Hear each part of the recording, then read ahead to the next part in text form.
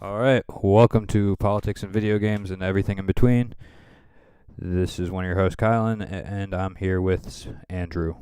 Hey, We're going to be talking about Trump tonight because, you know, when is he not in the news?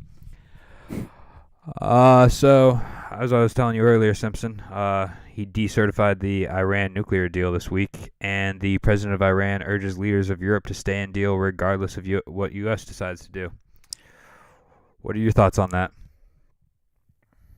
this is why we're supposed to have the whole, you're supposed to send me what the fuck? That's what my notes say. Just tell me what your thoughts are on it. Well, I don't know. I don't know. The fuck? Cut all this shit out.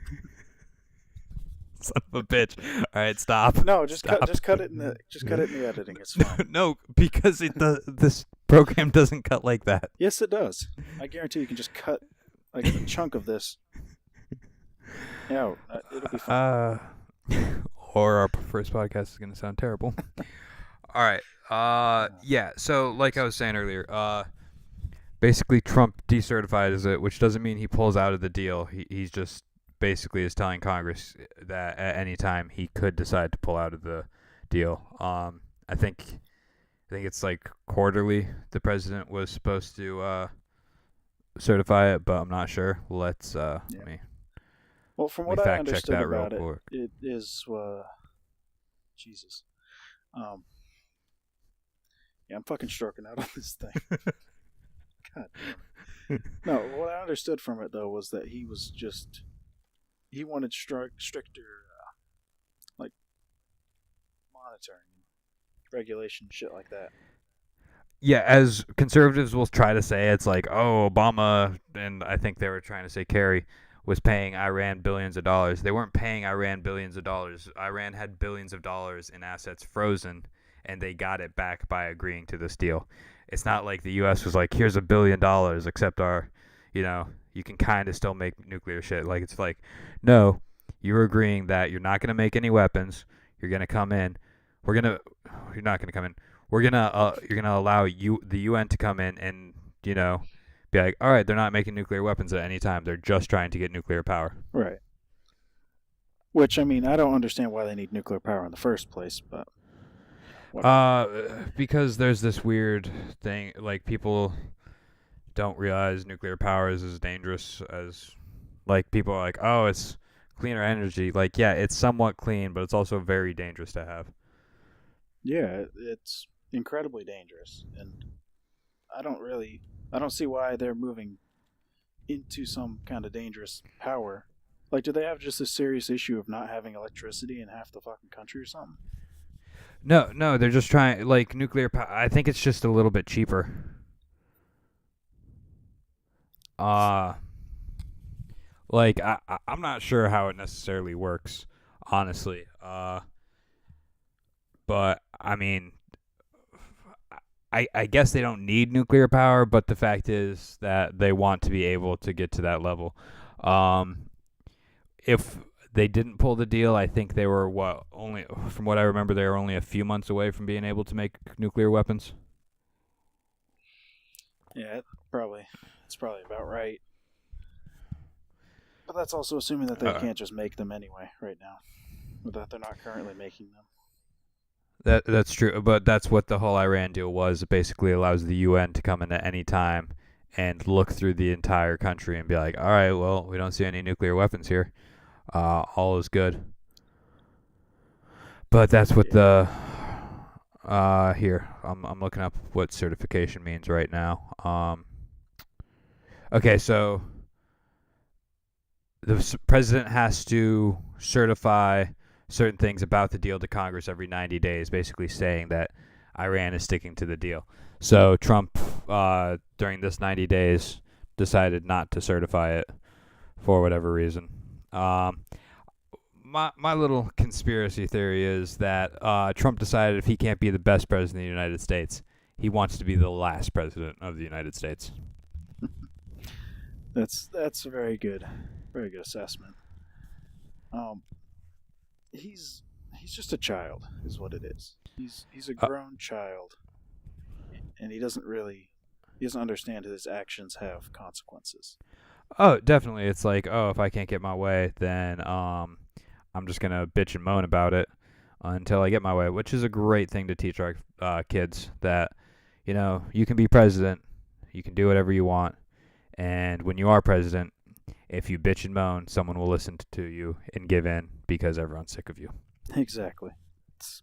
But that's kind of like the whole Obamacare thing, to where he just started, pulling funding instead of actually coming up with a real plan. He's basically just trying to sabotage it until it fails. Well, no, he's not even trying to sabotage it. He's trying to get rid of any legacy Obama left, because the fucked up thing about that is it's gonna raise taxes. Like, it basically, what it does is, like, oh fuck, just poured a bunch of water on the floor. What it does is it's basically saying, hey, we're gonna take it away from poor families, but since something with the Affordable Care Act or Obamacare or whatever you want to call it, there's something in there where, because it's taken away from poor families, they now have to get higher premiums. They can't afford those premiums, so they get a tax break on it. Like, taxes cover those premiums. Well, it's supposed to work that way, but in reality, it's not going to cover the amount that they're going to need for health care. I mean, Trump and Pence are both clearly trying to, like, push for Obamacare to not be around anymore, because the insurance companies can't make as much money off of it. Which, I mean, you know how the Bible said, only heal the sick if they can afford it. Exactly. But yeah, that is a good point. How? Because there are a lot of people who think that healthcare is a right, and then there are a lot of people who think that healthcare is just for people who can afford it, basically. Well, let's not say a lot of people. American conservatives think that. Like, I think it was the 2010 or 2012, some elections in England. The conservatives over there were trying to separate themselves from American conservatives by going, no, we believe in universal health care, or something weird along those lines. Basically, like, the rest of the developed world understands that health care is a right, not a privilege. Well, yeah, it just makes sense, I mean, I'm not for gun control, but this is a tweet I saw. It's like, being a conservative in America means that you believe that everyone has the right to own guns, but no one has the right. Not everyone has the right to seek health care if they're shot by those guns. I don't know about that. I mean, that's just the tweet. Like, I mean, it has a point, though. It's easier to get a gun in America than it is to get insurance in some places. Yeah, unless you're a felon, in which case it's true. Impossible. Well, no, I mean, right? There's... Well, that's how the law is supposed to work, right? Makes it impossible. There's loopholes to everything. Yeah, there's loopholes to everything. So let's move on to Puerto Rico. I'm pretty sure you've seen what's going on there in the news, as everyone has. I've seen them throwing paper towels, shooting threes. Yeah, shooting those threes.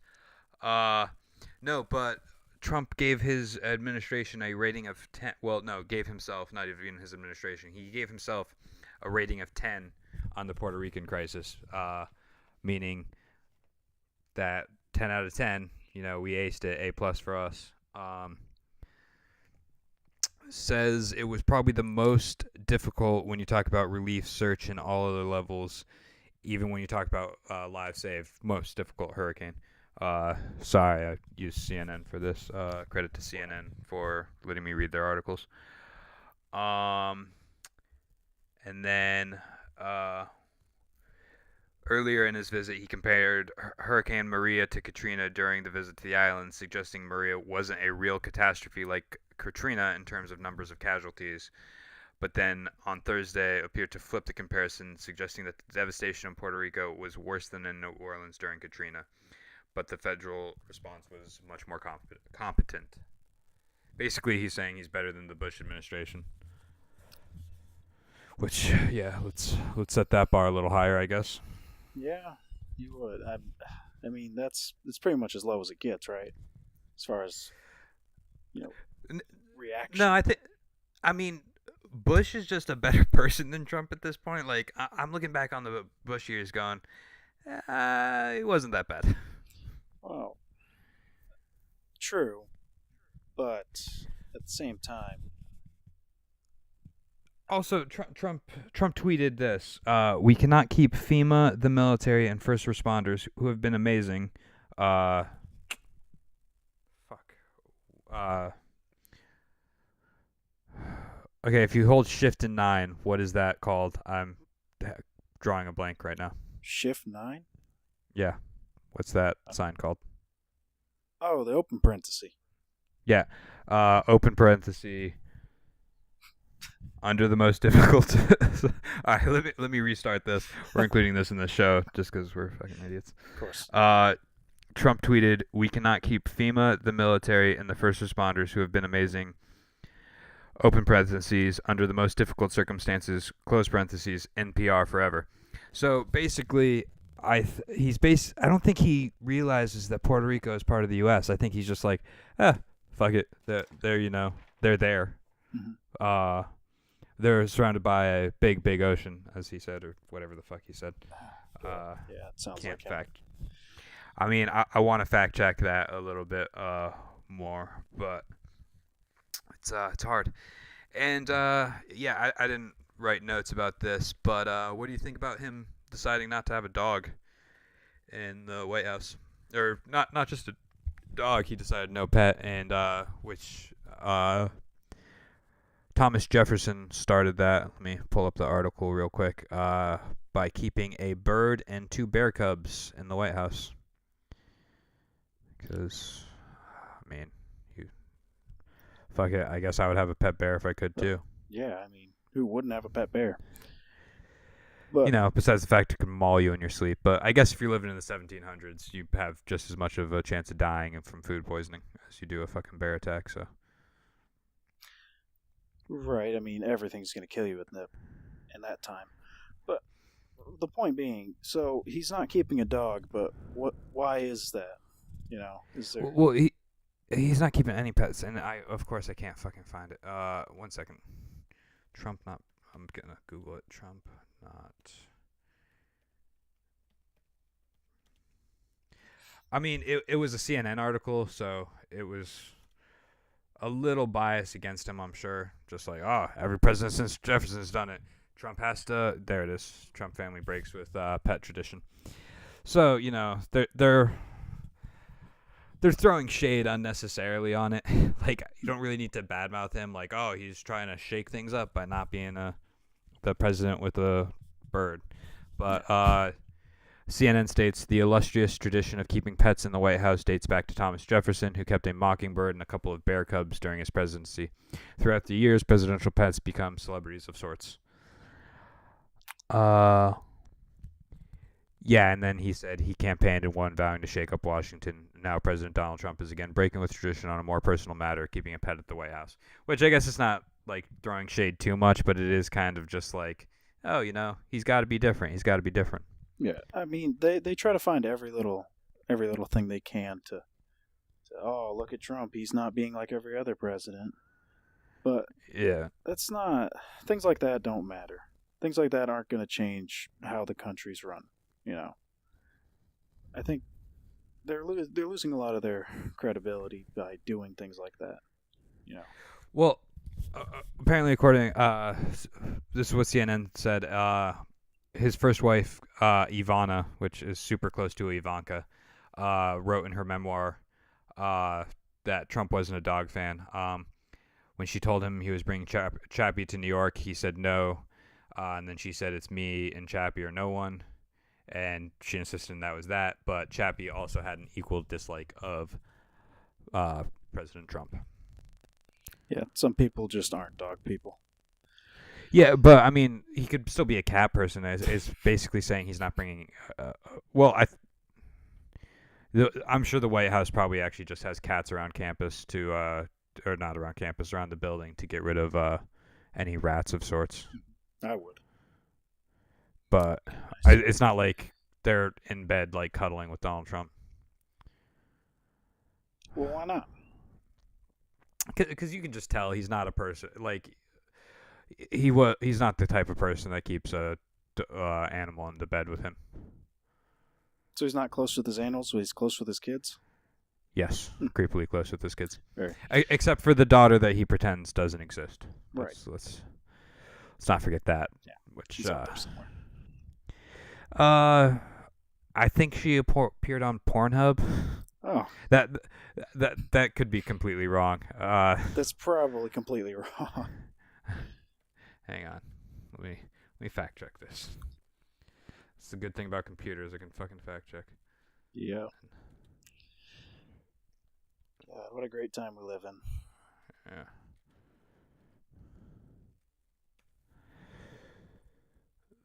Oh no, it's just an unreasonable amount of people are searching for Tiffany Trump in porn is what it looks like.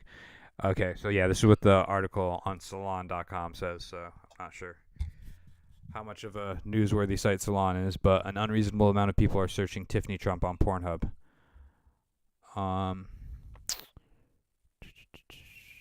Yeah. Donald Trump's current wife, Melania Trump, was searched 1,538% more. Former wife, Ivanka Trump. Oh. I think that's supposed to be Ivana, because Ivanka is his daughter, correct? Yeah. Yeah, it says former wife, Ivanka, but I think it's supposed to be Ivana. Is 1,169%. Searched more than before, whatever that means. It just says plus 1,169%. And daughter Tiffany Trump, 2,548% more. Oh, then they're at more than their average levels, which, I mean, what does that mean? Is their average levels like 1 a day? Because that could be 10 a day. Like, you can't really. I mean, their levels are together, probably low. Yeah, together they accounted for nearly 250,000 Pornhub searches, which, again, who knows how many people visit Pornhub a day? Millions. Yeah, so 250,000 could really be nothing. That's a pretty substantial amount of people, though. I mean, that's a lot. Okay, so the sickchirps.com says Donald Trump's daughter Tiffany just became the latest hit on Pornhub.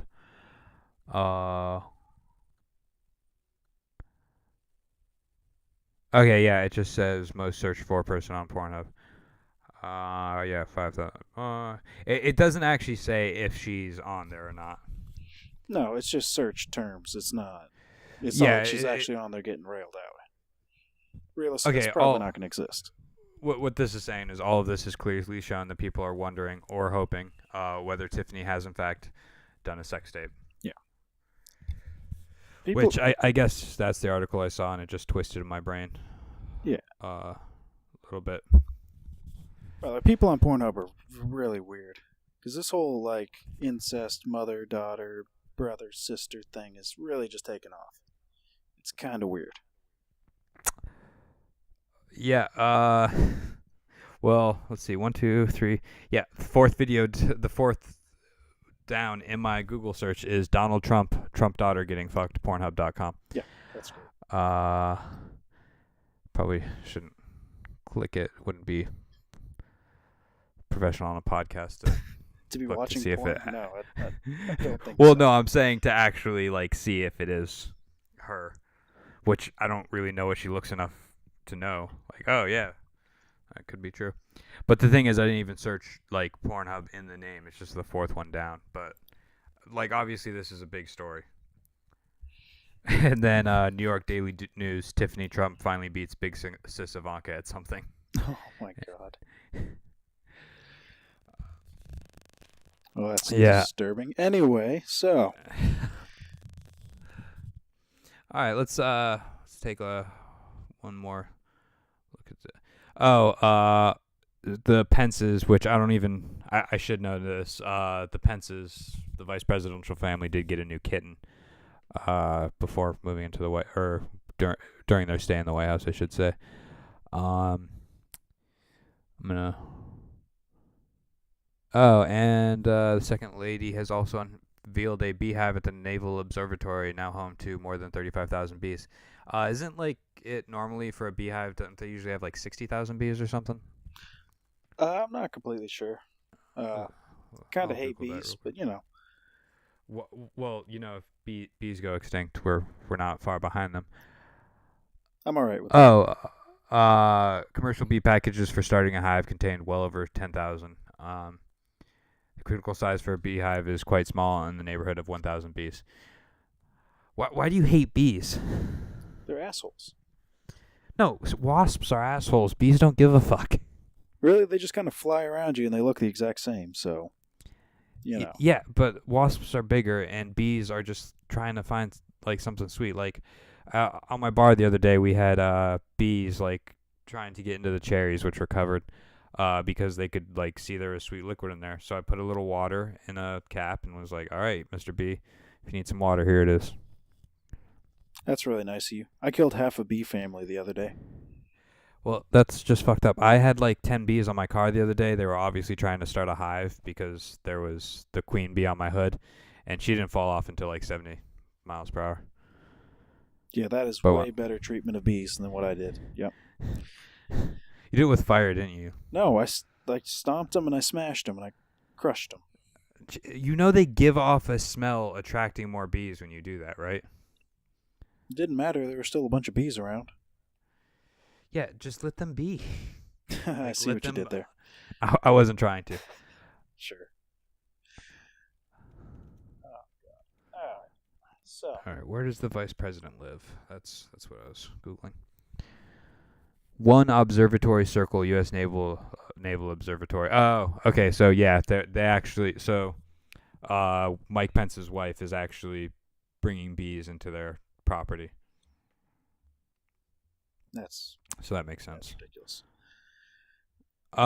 So did you hear anything about this Gold Star family business? Gold Star family business. No, like you obviously, I would hope, know what a Gold Star family is. Yeah, of course. So, John Kelly, who is a Gold Star father and was a general himself, basically attacked this congresswoman for releasing the recordings of Trump's email saying, or phone call saying it's nothing personal anymore. Like, why would you release that? Which I kind of understand, but I understand his point, but at the same time, like, him saying that he knew what he signed up for isn't necessarily right either. Like, that's not what you want to say to a grieving widow. Like, oh yeah, your husband knew he could die. Like, that's just not something you really say to a grieving widow. What no one's really talking about is how Niger is much worse than Benghazi. Well, not much worse, not anywhere near as bad. But it's Trump's Benghazi pretty much, because it was the soldiers going in, no air support. The French were backing them up, but the French were not allowed to intervene or fire. So once they had very little intel. The intel said they would not be getting attacked in Niger. They got ambushed by ISIS.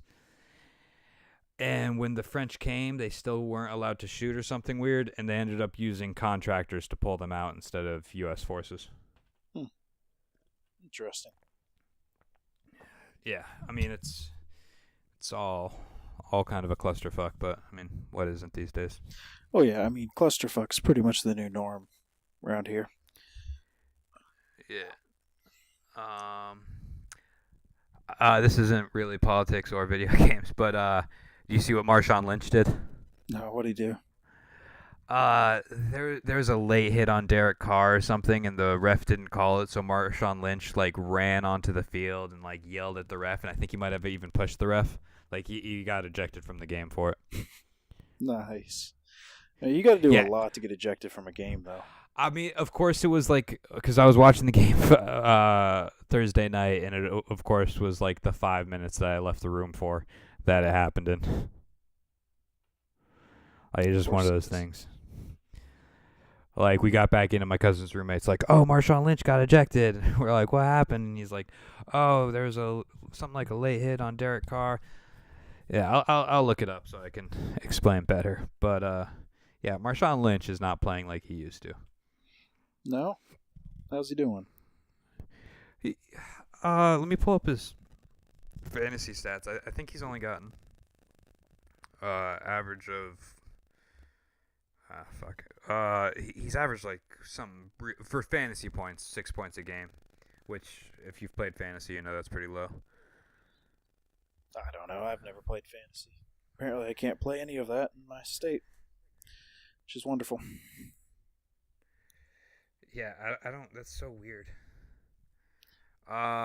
Yeah. So he got versus LA Chargers because he didn't play against Kansas City, which I would have been pissed. He got 6.3 points for fantasy, 11.8, 1.2, 3.1, 11.4, 9.7. So not very high. Where's mine at? So if I bring up my little thing, my like backup running back got 8.9 points, and he's like I knew he was gonna be shitty running back. Mm-hmm. Right. So yeah, he's not doing very well then. Yeah. Okay. So Marshawn Lynch got a 1-game suspension. Oh. Okay. So he's grabbed an official Thursday night. So the scrum happened after Peters hit Raiders quarterback Derek Carr late, drawing a flag for personal foul. Several Raiders offensive linemen went after Peters, an Oakland native and close friend of Lynch's. Raiders left tackle Donald Penn told ESPN on Friday that Lynch was trying to protect Peters. You know, Marshawn is his cousin, man. They're like brothers, Penn told. Okay, so I'm not even sure. Well, I mean, The question is, did he grab the ref, or did he just kind of, sort of, grab him a little bit? I mean, in the picture, again, it's a picture, so it could clearly be edited, but it looks like he's grabbing the ref. But what this is making it sound like is he wasn't grabbing the ref because Derek Carr got hit late. He was grabbing the ref to, I think, because the ref wasn't stopping the lineman from going after Peters, who hit Derek Carr late. So why didn't he just go after the guy hitting Derek Carr? No, because he was friends with the guy who hit Derek Carr. He wanted to protect him because 3 offensive linemen were going after him, which, an offensive lineman can fuck someone up just by hit. Even if they try to stay within the legality of just body slamming someone, they still can fuck them up pretty bad. Right. Yeah, they're massive guys. Most of them are, anyway. Yeah, I mean, you're a Patriots fan, not a Seahawks fan. Which you guys aren't doing that great this year either. Let's be honest. No, not really. Last year, surprising. It's that Madden curse. I won't even draft Tom Brady anymore because he'll do good one week and I'll be like, all right, I can draft him this week. It's safe. And then I draft him and it's like, oh, Tom Brady got 10 points this week. It's like, yeah, what? That sounds about right. Hell. And then I did take Gronk this week because he got fucking 15 points for a tight end. He's always a safe bet. Well, no, last week he wasn't because he was still questionable. And once a game starts, I had Aaron Rodgers on all my teams last week. And all my games I lost by maybe 10 points, all what he would have covered. And he got injured, and it just made me lose all my games like that. So, you don't want to bring in someone questionable because if they go down halfway through, you're not going to be able to switch that up. That kind of sucks, then.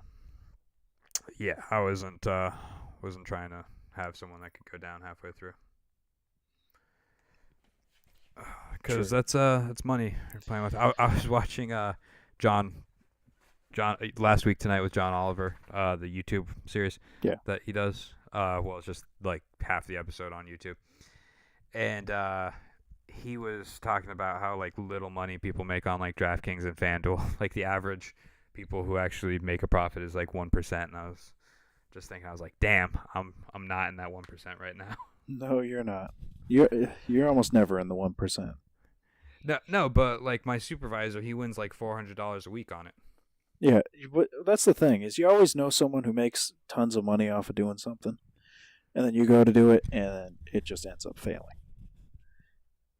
So it always it's is. ridiculous though. Why?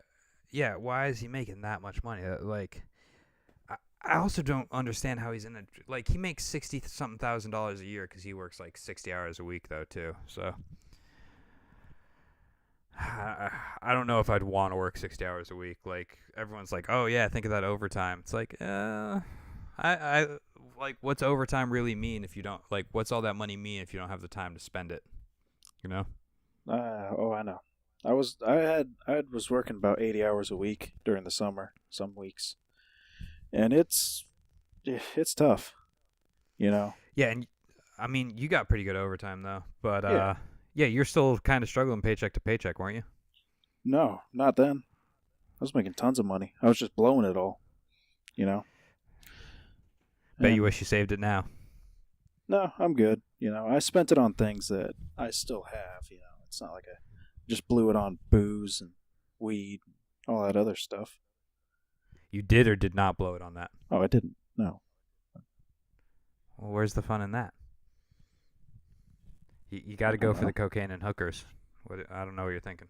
I don't know. I got a truck out of it, so Yeah, that's there's a pretty that. shitty looking truck. You sent that to me. It's a pretty nice looking truck right now. I'm cleaning it up, a little bit at a time. No, you bought. What did I say? The Brokeback Mountain, like it looks like Brokeback Mountain was filmed in that truck or something. I don't know. Well, first of all, it doesn't matter because the gay scene wasn't in a truck. But point being, I mean, did they not drive a truck in that movie? I've never seen it, but didn't they drive a truck in that movie to the gay scene? I don't know. Probably aren't they like cowboys? Don't all cowboys drive trucks? Or have I been lied to my entire life? I mean, it was a special movie. Really took. I just don't know what. Like, I understand it won awards and stuff. It's just what demographic were they trying to go for with that? Like, what Hmm. demographic was really like, what's really missing from Hollywood? A gay romantic cowboy movie. I don't know. No one's asking for that. I don't think. At least not when it was Yeah. made. Because that Yeah, I was. mean, I'm sure there's people that love that movie, but like that, I feel like that's really a gamble. Did you? My surprise was, did you see Blade Runner 2049 is not doing well in office or doing well in theaters? I'm not surprised at all because I didn't even know that came out until you just said it. Oh, So well, there was some weird thing like the director made every actor sign a non-disclosure agreement or something weird. There's something weird about it where like the previews were purposely vague. Uh, which I mean, you really threaten making another The Force Awakens when you do stuff like that. you do, It's but just like I like the right. vague previews. But you got to come up. You Yeah, got to come but back with it when you make the video or the movie. You gotta really come at it with something. You know. I understand The Force Awakens was like a really good success with like $4 billion, but you have to like they did that with that movie. They did vague previews. No one knew what it was going to be about. After everyone watched it, uh, like I don't want to say it's 50%. It's probably about 30% of Star Wars fans really hate that movie. So it's like you're doing these vague previews. Like if people look at The Last Jedi and they go, "Oh, what if I'm just going to see another The Force Awakens? Like I don't even want to deal with it." Like if you saw the newest preview, they show you the scene where Leia is going to die. They very clearly show it, and Kylo Ren's going to be the one to kill her. Yeah. But the thing about that is, I was watching the trailer, and I even watched the extended trailer, and from what I can see, it looks like one of those trailers that's trying to mislead you. Like they put two pieces together, and that's never going to be a scene in the movie. I mean, they basically.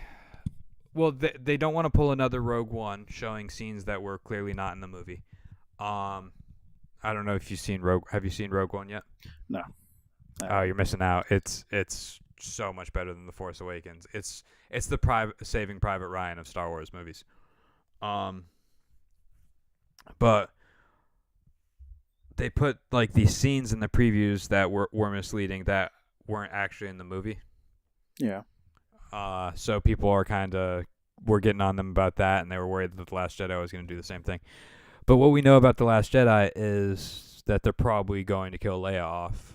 Uh, I don't know if they were planning that the whole time, but I mean, Carrie Fisher died. Uh, the problem I have with that is I don't want them to kill off all three of the original characters plus Chewie. Like they can't really just. It's just wrecking like the entire original series by doing that. I'm just gonna pretend that series doesn't exist in my mind. I'm just gonna be like, you know what? Return of the Jedi was the end, and then all these books they wrote, that's what really happened. I hate to tell you this, but Chewie's dead. He's fucking dead. This movie. There's no way. He's gonna pull some like try to save, be the hero kind of thing and die. Well, in the books, he dies by saving Luke, or not Luke, Leia and Han's son, or son and daughter. I mean, I will. They did stick to the source material a little bit in the books. Leia and Han have 3 kids, and one kills the other. Like one goes bad, kills one of them, and then the girl kills the one. The only thing, like with this one is. They made it too politically correct. Like, we have to make it so the guy is the damsel in distress. Like, I'm okay with having a female protagonist, but they did it like, oh, we're going to make it so the guy is more the damsel in distress in these situations. Where it's just like, why can't they just be equals? Why does anyone have to be the damsel in distress? Because we're not ready to accept the gender roles don't exist. Like, yeah, there doesn't need to be, like, someone that constantly needs saving. Right. Like, he's like, oh, we got to get off Jakku. Like, I don't. It's like everyone had a problem with females being the new Ghostbusters. I was okay with the females being Ghostbusters. What I wasn't okay with was them relaunching the series instead of just doing a sequel. I was not okay with that movie. That was awful. Well, I didn't watch it. I because it got such bad reviews. But were you not okay with it because it was females, or were you not okay with it because it was an awful movie? Here's the thing: if you're gonna make a movie, and you're gonna call it the same movie as the previous movie was, use the same formula. Use the same, not the same cast maybe, but if it's 4 guys being Ghostbusters, do that. If you want to make it like a female Ghostbuster, that's fine, but make it another one. Make it, Ghostbuster, 3 would be?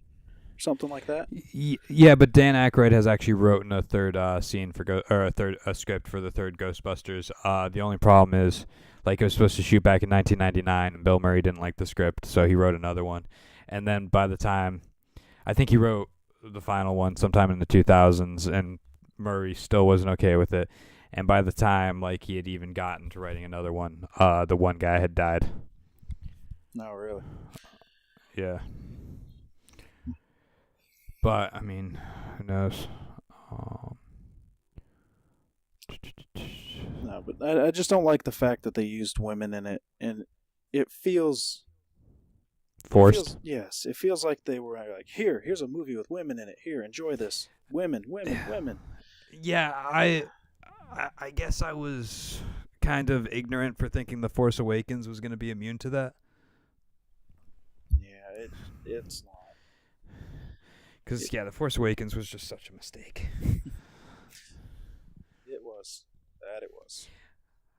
And like I was talking about, just Star Wars fans on Reddit are just toxic. Like, so many people were... I didn't even... Like, I was like I said, I'm not trying to start an argument. I just want to know what your defense for J.J. Abrams is, because the internet hates J.J. Abrams. Like, it seems like everywhere you go, J.J. Abrams is... Like, just Google J.J. Abrams sucks, and I'm sure you'll get 50 sites that agree with you. So I just wanted to hear some people's things, and then I got mad at one guy because he's like, you haven't seen the end of Lost, and J.J. Abrams had nothing to do with that. And I was like, my reply was, holy shit, I said I hadn't seen the ending. I was asking him what his what he would say to the people who critique the end of Lost. And because I said holy shit, I was getting angry at this guy. Wait, what did J.J. Abrams have to do with the end of Lost? Apparently nothing, but J.J. Abrams created the show. Oh. A lot of people critique the end of Lost because it's just, I guess, it's fucking terrible. Stupid. Yeah, I watched Lost till the 3rd season. I tried to get back into it, and I couldn't. Same here, and then I found out what the ending was, and I had no desire to watch any more of it. Did you find out from the movie This Is 40? No, I didn't. That's how I figured out. Man, I don't know about J.J. Abrams. Well, no, I was just watching Star Trek the other day, the new one on like on Amazon Prime, and I was just like, man, if I was a Star Trek fan, I think I'd be pretty pissed at J.J. Abrams for just completely making a new universe, because that's exactly what these movies did. Like they were It just is. like, oh, here's a new universe. And I was watching some YouTube video, and Captain Kirk's birthday. I don't know if this is true or not. This is just what some YouTube video said. But I guess Captain Kirk's birthday in it is either 2 days earlier or 2 days later than it was in like the TV show, which isn't a big deal, but it's kind of just strange to switch that. It's not that he switched it; it's that he didn't pay attention. That's what that is. That's someone who doesn't read the book, read the script, watch the movie, whatever you have to do to learn what the universe is and how things are working in it before you make your movie. He just goes off and does whatever he feels is right, and then just makes a shit movie that no one likes. Yeah. Well, I think people like Star Trek. Like I like the first one, but again, I'm not a Star Trek fan, so like him completely changing the universe has no effect on me whatsoever. Right. But yeah, I was just like, there's a scene where it's just like 3 lens flares in a row, and I was just like, oh, yep, there's that lens flare everyone talks about him loving. Of course, gotta have lens flare. Distracts from the shit movie.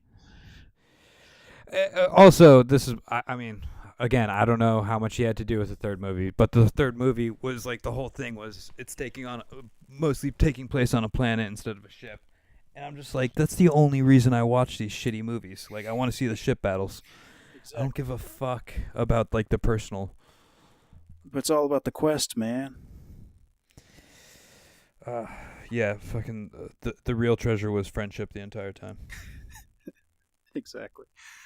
No, you're right though. The Star Trek movies, for people who aren't fans of Star Trek, is only about the space battles and the ships and the awesome designs and everything. Because they don't care about the characters or any of that. Which J.J. Abrams, you're getting a little louder in the mic, by the way. Oh. J.J. Abrams even said, we're gonna have to cut out ums and shit. Yeah, probably. He even said though, that he was he wasn't a fan of Star Trek. He was a fan of Star Wars. Like not that he wasn't a fan, but he's always been a bigger fan of Star Wars than Star Trek. Because I think people were a little like, when he got the role, people were like, Star Trek and Star Wars fans don't really mix. They don't. You're kind of one or the other. Some people are kind of both, but they're weird. I mean, I can get into both. Like, I'll watch a Star Trek TV show, but I'm not like, oh man, this is the greatest hour of my life. I'm just like, nothing's else on, or oh, it's on Netflix. Might as well.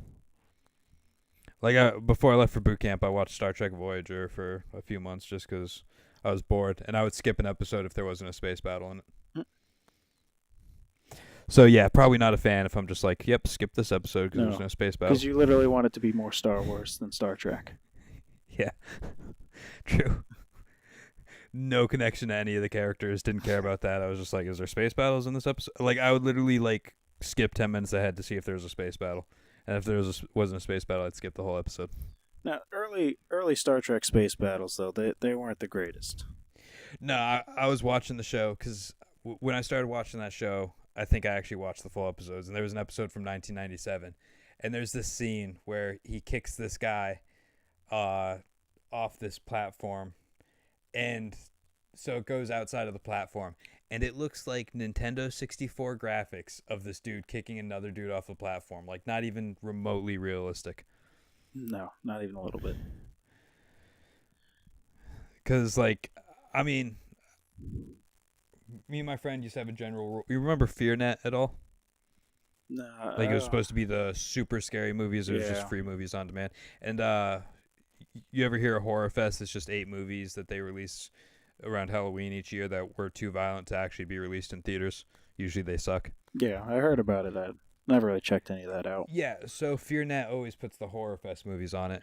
And me and my friend would watch it, but when we were watching FearNet, we would always have a rule. Like, if a movie came out before, I think, 1999, we wouldn't watch it. Because it was just like, yeah, this movie's going to look like shit. Well, that's the best ones, though. You just have to go into it knowing that this is more of a joke than an actual movie at this point. Yeah, but we're trying to watch them, for interest. We're not just trying to watch them for shits and giggles. Like, it's when you like watching the old, like I've watched old Friday the 13th with friends. Those are they're good, but they're also ridiculous. Yeah, they're not. No Like, horror movies are really good though. It's yeah, the but they same take formula, and they themselves. don't do anything different. Well, like it, everyone's like, "Oh, it's this amazing movie," and I'm just like, "Yeah, I don't like clowns. Like, I don't care how good of a movie it is. I'm not making myself uncomfortable just because I'm like, wow, I'm really happy I watched this. Like, I love Stranger Things, but Stranger Things is like something completely different. Have you watched Stranger Things yet? I don't think I have now. It's pretty good. It's pretty good. I don't really watch horror movies. Just not. I mean, it's not really like it's got a really good cast, and it's not just it's a play on '80s movies. It's just Okay. it's just a good show, I would say. I mean, I would check it out. Maybe watch it with your girlfriend at some point. I might. I'm the type of person where I don't like watching horror movies alone. Oh, I kind of figured. Okay, Mr. Church is. Wait, did you agree that the church looked haunted, or did you not agree that the church looked haunted?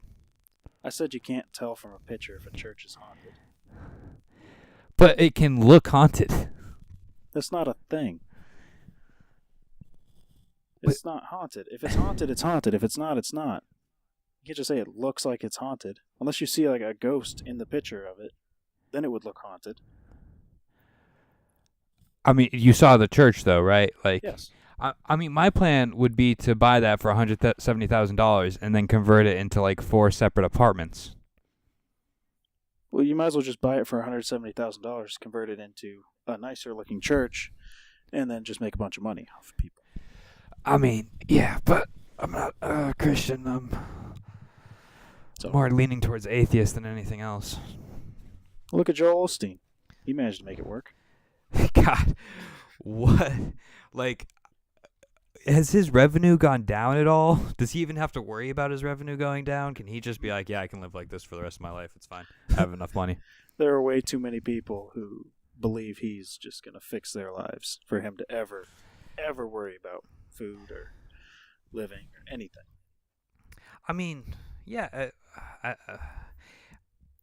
it's that whole like idea, I guess, where it's like if your pastor prospers, he'll pass the savings on to you. Except for he didn't. He Yeah. clearly said, Well, nah, we're going to keep the doors closed. There's a last week tonight. For any listeners, I strongly suggest them checking it out. Last week tonight. So it's one about churches. I mean, I would suggest any listeners just checking out Last Week Tonight, period.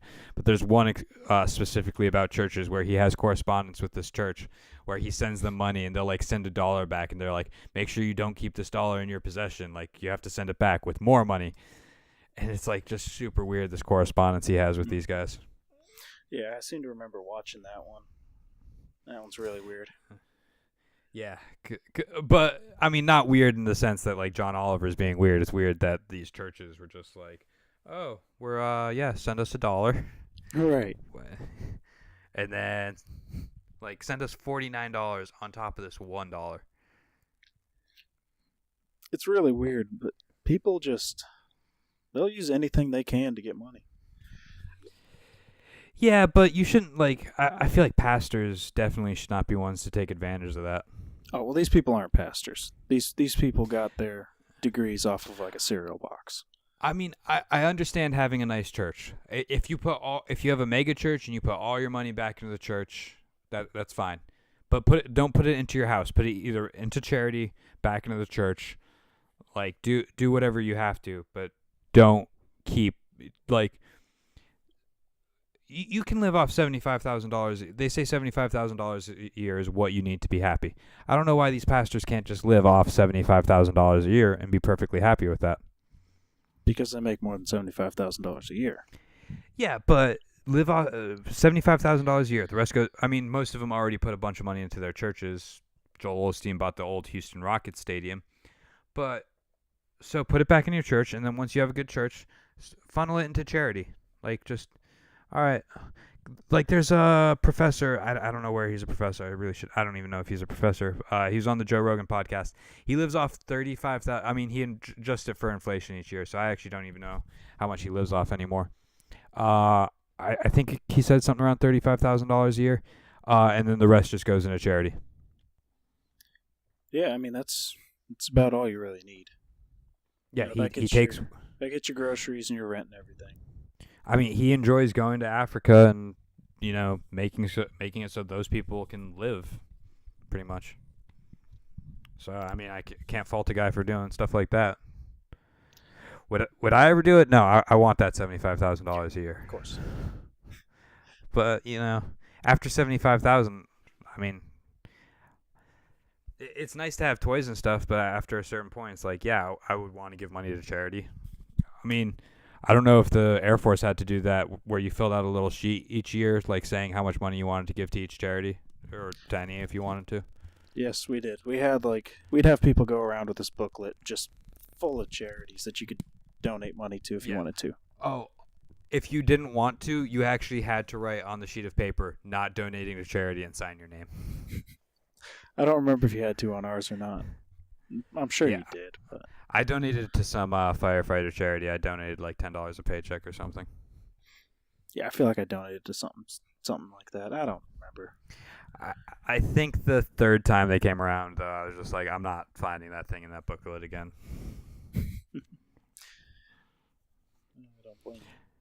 Well, the whole thing is like, they're like, oh, we give you this receipt for a tax break. You fill it out 6 months before taxes are even like close to being done. You're not going to save this small, like a sheet smaller than a receipt. You're expected to save until tax time. Which, yeah, there is people who are like that, like business owners. I understand saving receipts and stuff. But to have this 20-year-old kid be like, oh yeah, put this in your tax booklet. Like, yeah, I'm not. Yeah, you're not really about that life. Yeah. It's gonna get lost in the glove box of your 5.0 Mustang that you decided was a good idea to buy. Yeah. I'm still fucking. I had to put that sheet of paper where they overcharged me on my glove box, and I'm still fucking pissed at Petco for that. It says $152, and they're just like, no, we're gonna charge you $252. To anyone who obviously listening who was not in on this conversation, I went to Petco today to get my dog her shots, and they overcharged me $100. Both employees were saying I was in the wrong when I told them they overcharged me $100, and there was no manager around for me to talk to. Well, the question though is how when were you told it was $150? So on the sheet, when they give you a sheet, honestly, if you're like, fuck the heartworm medication, you could literally walk out. Because all they do, they give you the shots, and then they check the heart, check the dog's blood for heartworms, and then they give you the medication, and they tell you to go check out at the front. On the sheet that they give you to bring to the front, it has the price, estimated price, $152. It says estimated because, there could be other stuff like toys or whatever else you bought. Like I bought my dog a treat that she didn't even like. So I go up. It's $252. I didn't check the $152 before. I was just like, man, $250. Like I was like, because they tell you ahead of time, like, all right, everything you need is $99, and then I told them about the heartworm stuff. So I'm like walking up to the car. I'm like, that could not have costed another $150 on top just for some heartworm medication. And I go to the car and I'm looking at the sheet and it says $152, and I'm looking at my receipt and they charged me $90 or $99 for the heartworm medication. And then they charged me, it says $63 on the receipt they give you to bring up for heartworm medication. So I go back in and they're like, well, the heartworm medication. I was like, no, it's $63. Well, they're like, well, see, it says vet visit supposed to be $152. And I was like, I'm pretty sure it's just saying that the entire visit was supposed to cost me $152. But like I said, there was no manager in the store. It was like literally, I was in that store for at least an hour. These were the only two employees in there. So wait a minute. So your vet visit was supposed to be $152. No, they don't charge you for a vet visit. Like it was just like the grand total of everything that the vet did: the shots, the taking the blood. They always charge you for a visit. Like there's always like the charge of. No, it's a vaccination clinic, so they only charge you for vaccinations. It's supposed to be cheaper than going to the vet for your vaccinations. Well, it turns out it wasn't, was it? Yeah, I was no, and my dog violently fought the kennel cough vaccination because it's like this liquid that's supposed to taste good to them, but did not taste good to my dog. So she like spit it all up, and so they actually had to give it to her in shot form. I got it all over my hand. She got out of her collar.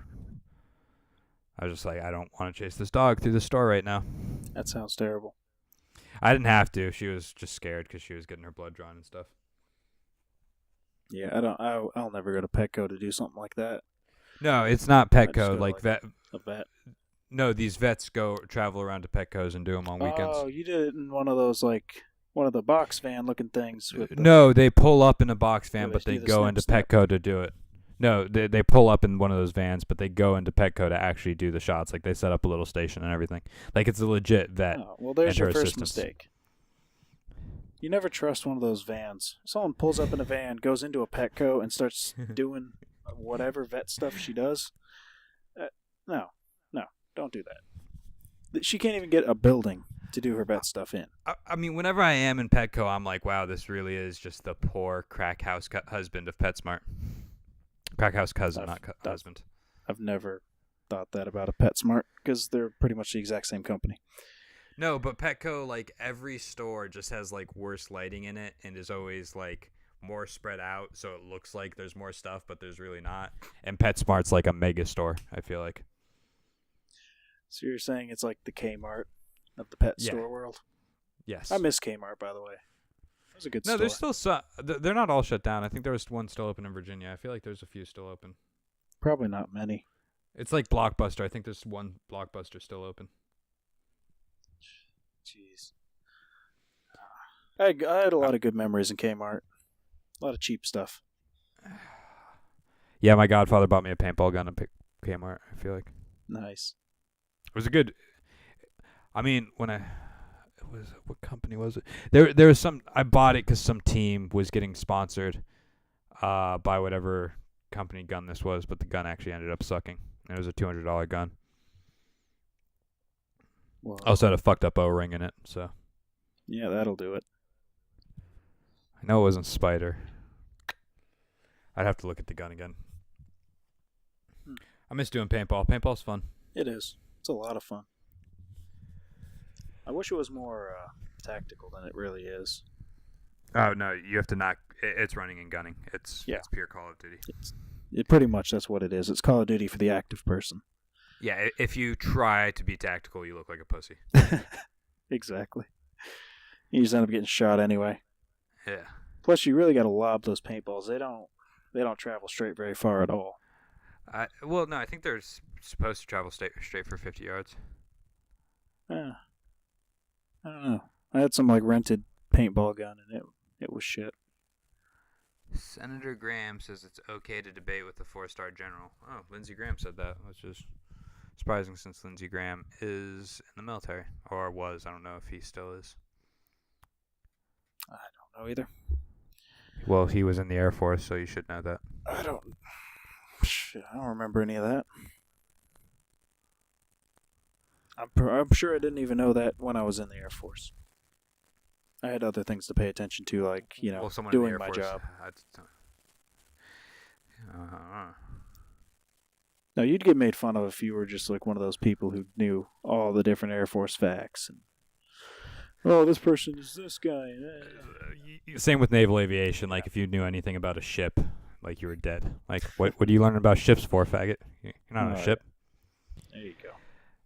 Academy Award-winning actor Tom Hanks on Saturday night urged the importance of understanding and learning from history, especially for those troubled by the current state of affairs.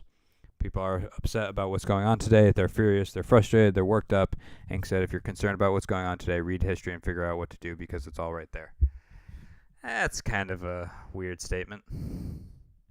That is. I mean, that's kind of like one of those shitty statements, too. Because if you know what's wrong with America and you know what history has said that you should do to fix it, why don't you just say it? Why are you being shitty and hiding it? But, well, because if he tried to say anything, people would be like, you're an actor, fucking Stay in your lane, bro.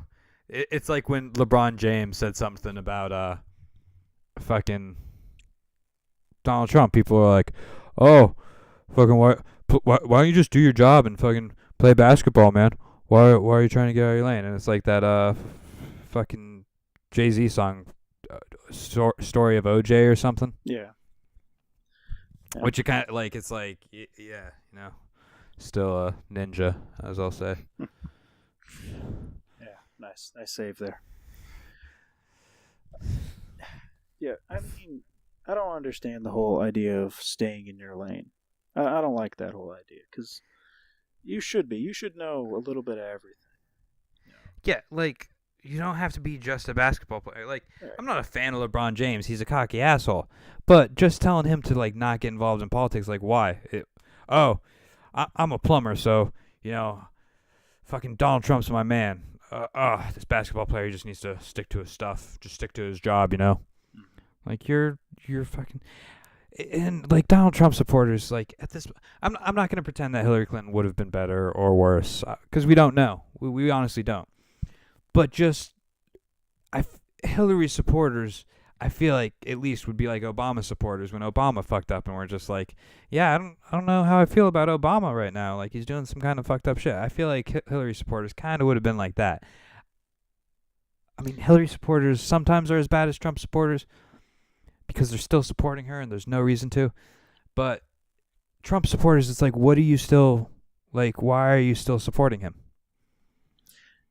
You got a good point. But what it is once these people get this idea in their head that, one person or the other's gonna save the world and fix everything, they don't want to admit that they're wrong. I think half these Trump supporters probably know that they're wrong and that Trump's not going to fix shit. But they don't want to admit it. Yeah, I mean... They're in denial. Yeah. That's all it comes down to. It's like people are like, oh, he is the... Fucking, these Democrats won't support anything he does. It's like, yeah, like Republicans did to Obama. Like, now you know how it feels. Except you actually control the House.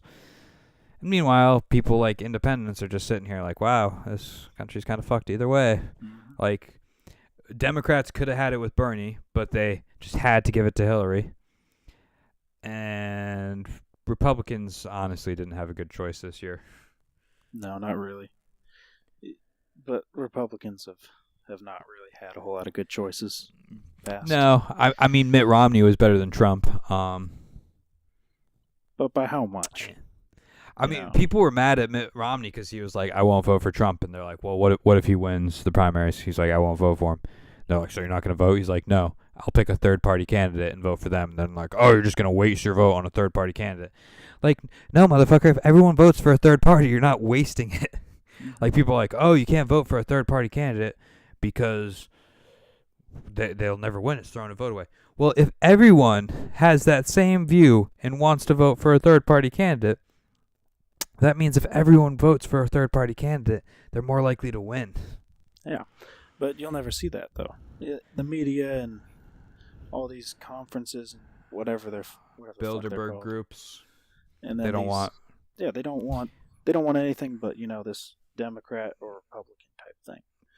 Because in reality, Democrats and Republicans are both very, very similar. In a lot of ways, they are. On TV, they'll fight each other. They'll be like, oh, this opponent. But, like, behind closed doors, they're friends. They're like, oh, how you doing? Like, Trump paid the Clintons $100,000 to attend his wedding. And in 2011, he even endorsed Hillary Clinton. That's not surprising. But, yeah, Hillary Clinton was just a bad option for the Democrats, too. Which, it's kind of shitty because this isn't how it should be. But it's a popularity contest, and it's whoever's the most charismatic wins. It has nothing to do with their policies. Mm-hmm. It's who's charismatic. It's exactly Hillary, what it is. Hillary Clinton was not, which is why it's surprising she won the primaries, because Bernie Sanders was very charismatic, like especially for an older person. He riled people up. He was charismatic. He's probably not going to run again in 2020 because he's too old, but... Yeah. Probably not, unfortunately. But I Yeah, mean, but he was a good option. The problem is that he's an older man, and he had a lot of ideas well, that I think people were afraid of. They're afraid of their taxes going up, and the ones that yeah, but at the same time, there was even conservatives that were like, well, if it's Trump or Bernie, I'm picking Bernie. Who were even picking Bernie no matter who the Republican candidate was because they wanted something different. Like, I would get in arguments with my father because I was like, well, Bernie would have beat Trump. And he's like, nah, as soon as they start throwing the word socialist around, people get scared and vote for Trump. And I was like, well, Trump still won anyway, so we might have been in a better position with Bernie. Like, Hillary just isn't a likable person. She's just not, like, she's not likable. no, You just, you can't really relate to her. you can't relate to Trump either, but at the time, like, when it's a popularity contest, a lot of Americans aren't being like, yeah, I like their policies. They're like, who would I rather sit down and have a beer with? That Donald Trump probably has some funny stories of being a womanizer and doing terrible things. Yes, and the other thing is that Trump did promise a lot of things that he's not going to follow through on, and people I think really believe it, or they have to believe it. A thing about people being like, oh, Trump's this womanizer who's a rapist, like, he didn't say he just, like, didn't he say women let you grab them by the pussy, not like you just walk up to women and grab them? I think it was more the second. Are you sure? Like, I don't know. Because just I don't know. Yeah, you're probably right. Just that conversation, how that conversation was going, it kind of sounded like, because he was like, women let you do whatever you want to them, is how it started. When you're rich. Regardless, though, we can agree that that's not something. No, that's not a good. That's not a good thing to say. No, you shouldn't be like, yeah, if you're rich, you can do whatever you want to them. No, that's still terrible. That's still a horrible message to send to anybody.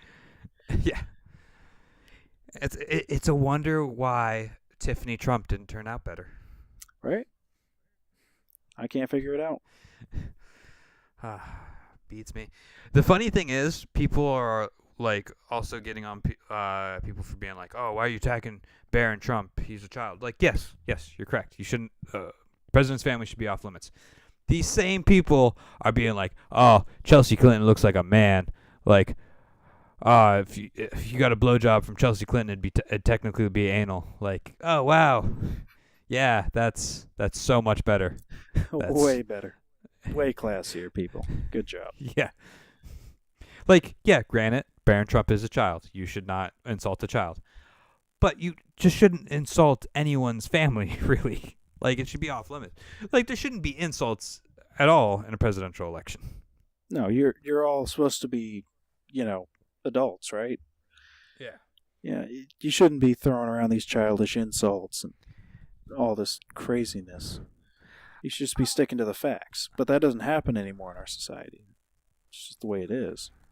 That's true.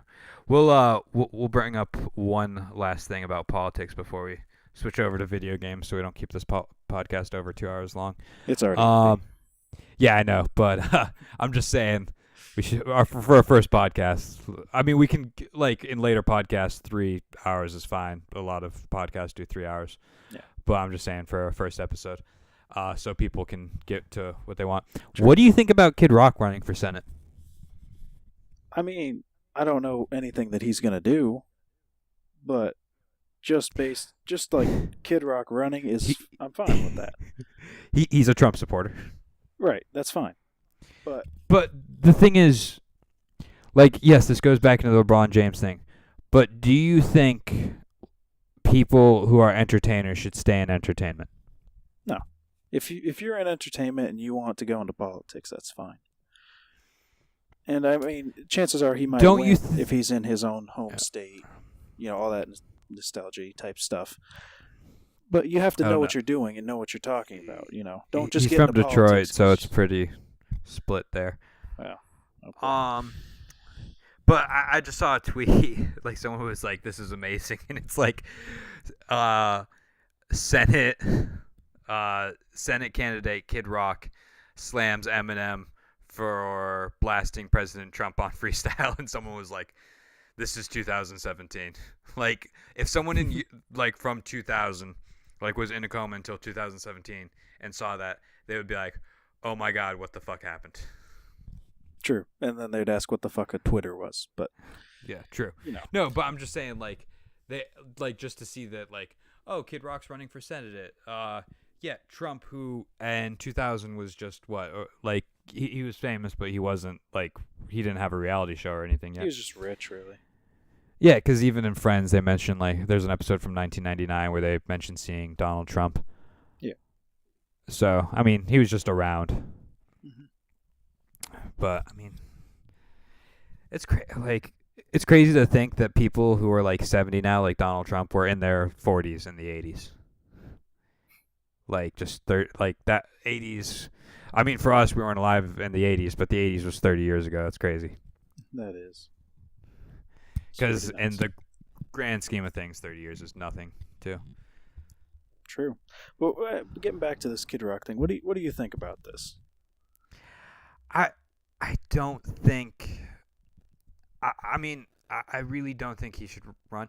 I mean, he is a Republicans have this skewed view of things where I don't support.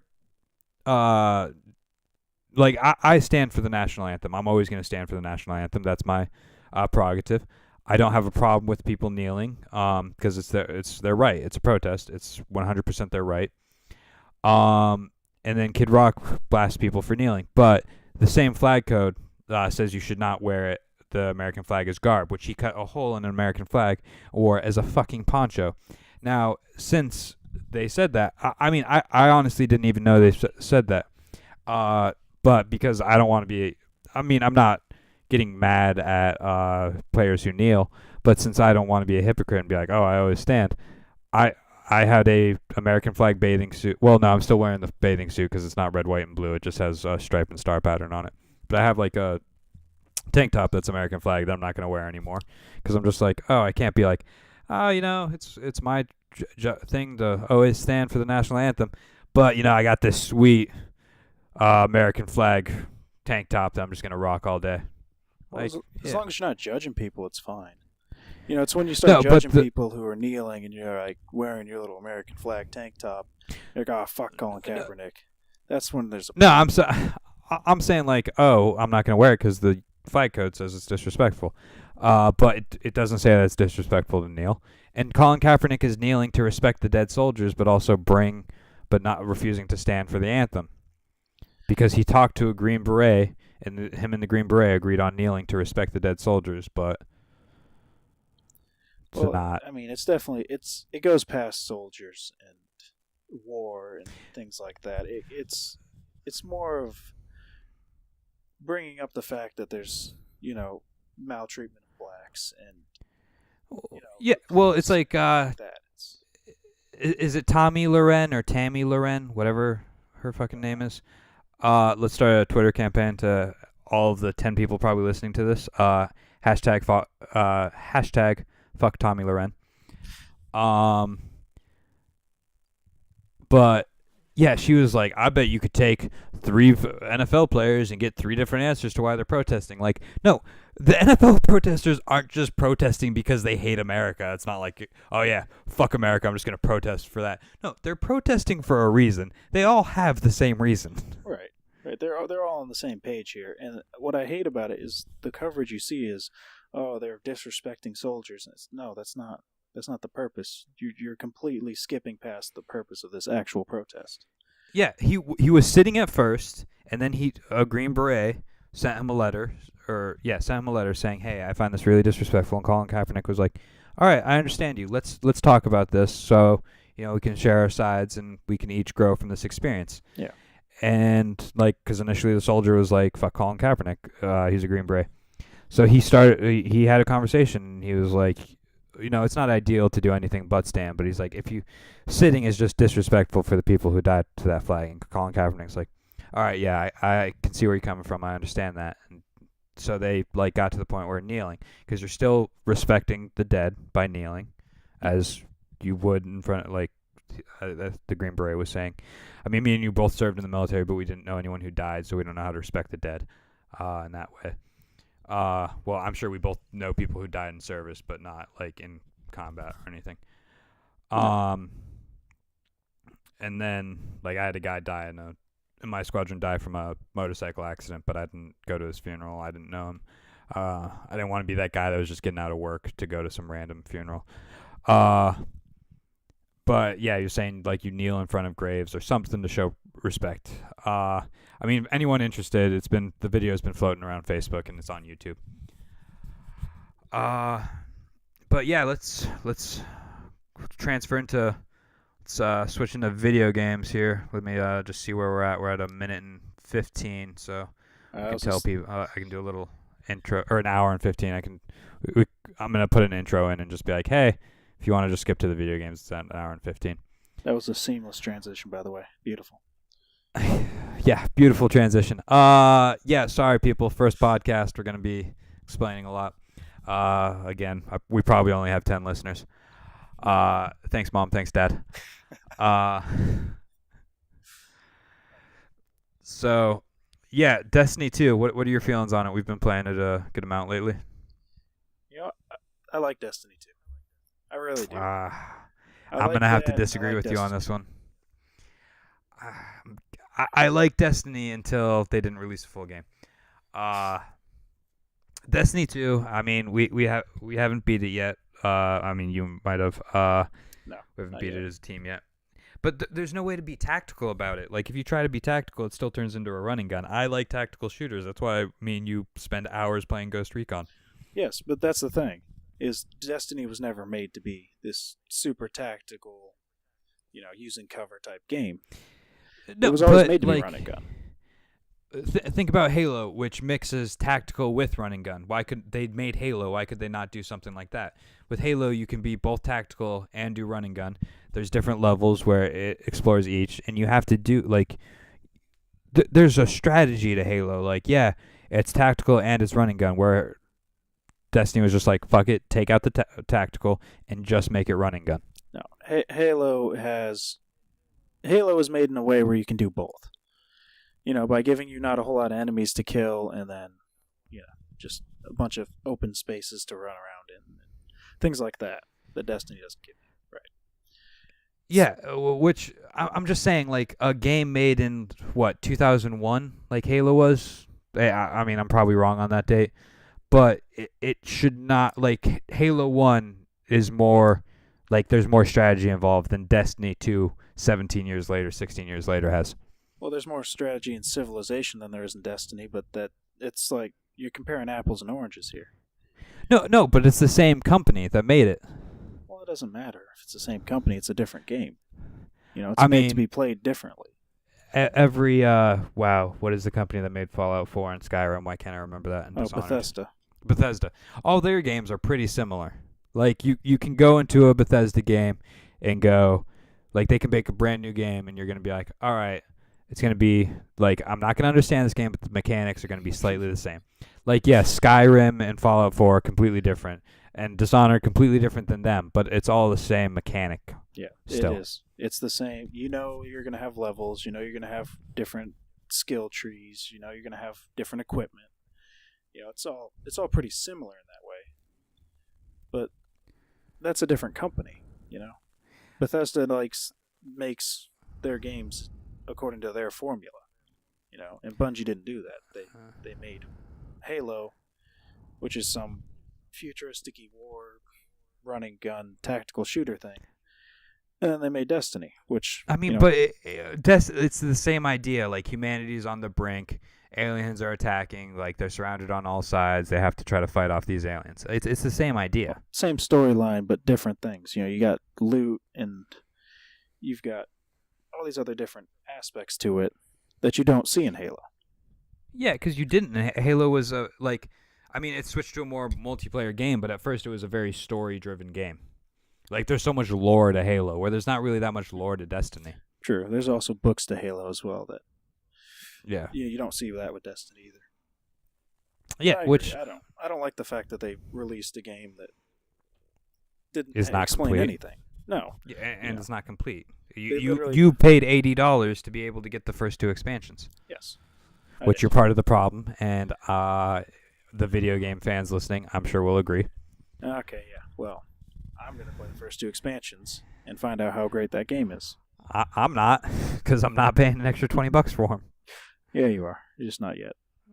No, I'm buying COD World War II, Battlefront 2, and then I'm waiting until Red Dead Redemption 2 comes out, and those are my next 3 games. Like, besides, maybe finding like Elite Dangerous for $25, something like that. Speaking of, did you ever get to play the beta for Battlefront 2? No, remember you're too high to remember. We logged on. Whoops. And it wouldn't let us play any of them. Oh, damn. That was a fun game. Yeah, I mean, I'm excited, but I'm hoping they do away with loot boxes. I don't think they will. Things like I know they won't. microtransactions are just a staple of the video game society now. But people are saying it's just like killing the new Shadow of War, which I would like to eventually get as well, but maybe when it's a little cheaper. But yeah, they're saying like, oh, Shadow of War is it's gonna be like, oh, it's just you can't get 100% completion. You can't even see the credits unless you get 100% completion. And to a lot of hardcore gamers, that is, they don't watch the credits, or I mean, I'm sure some do, but like once they reach the credits, that's just like, all right, game's done, Yeah, that's your marker for the end. Even if you're just and you don't even get the real ending. Yeah, no. And it can, but like Battlefront 2, to get every weapon, it's gonna take like 3,600 hours or something if you don't want to pay money. No, these microtransactions, they're getting ridiculous.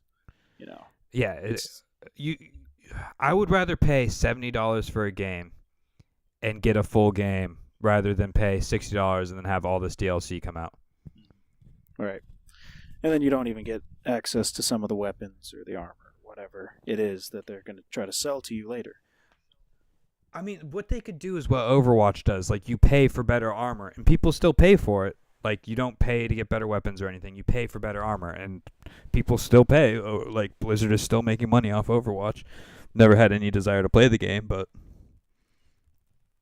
people still make money. Like, Blizzard can still make money off those type of microtransactions. You're kind of cutting out here. Simpson? Yeah. Can you hear me? Do you hear me? You're cutting out a little bit there. You're kind of cutting out, but... Did you hear what I said about Overwatch and microtransactions? Yeah, I heard that. Oops. Yeah. So, what I was saying is, like, they can get hang on, let me turn my Wi-Fi on my phone off. That should help. Okay. They get money from these microtransactions. It doesn't make them better players. It just gives them a cooler suit. And people still pay for that. Like, $5 and I can look fucking ridiculous. Like, why not? Yeah, that's the thing is, companies that keep it purely cosmetic are, they're all right. They're doing things, and it's fine. It's just once you start changing the game, changing the gameplay itself, is when you're doing this wrong. Yeah, it's like Battlefield 2. Like, what they should do, because this is why I'm hoping they change it. Battlefield 2. Did you ever play the beta for Battlefield 3? No, Battlefield 4. Sorry. Keep wanting to say beta? 2. No, I never played the beta for it. I just have the game. So in the beta, the entire thing for this game was when you reload your weapon, if there's still 2 bullets in the clip, you don't get those back. It's just dropped. It's going to be realistic. You get 3 clips. That's it. Yeah. And you have to pick up ammo. And people didn't like that, so they got rid of it. Well, yeah. I mean, I like that idea, but I like how Arma does it, where once you run out of full clips, you just switch to your 11 clip magazine and stuff like that. And then you can also repack your ammo on that one. But that's the thing, though, is I like this because there's a progression for realism in these shooting games. You got Call of Duty where it's kind of just run and gun and be just ridiculous. And then you have I think they're gonna. It's kind of. I feel like they're trying to change that with World War II. I mean, just the whole run and gun thing gets boring. Like Battlefield keeps upgrading and like doing new and different things. Like, there's gonna be more jet fights in this one, or Like there's more vehicles, and it's like a real war. You're going street to street, like taking out fighting enemies. Right. It is. It's much better, but it's just more realistic, really. And then you get to Arma, and it's very realistic, but very little running gun to it. No running gun whatsoever. I tried it once. There's a level in Arma 3 where you walk through a minefield. Like your partner dies because he blows up in the minefield, and you have to walk through the minefield, and you can die halfway through the minefield because you stepped on a mine. Like there's no way to tell where the mines are. Yeah. So how did you like the new Ghost Recon PvP? We played that the other night. Not gonna lie, I don't remember a whole lot of it. I was a little high for that.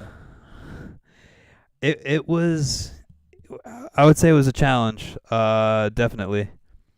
Just like it was very tactical. It was very much like there's no vehicles. It's just 4 versus 4. It's kind of like what's that? There's a mode in Call of Duty that's pretty much exactly like that, right? Search and destroy or something. I mean, yeah, I guess it's kind of like that, but it's more of just trying to kill the other 4 people than it is. Yeah, but it's so much more tactical than that.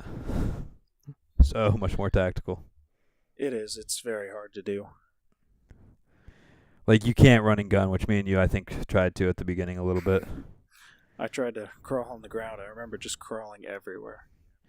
You crouched or crawled. I mean, I got a couple kills. I know that.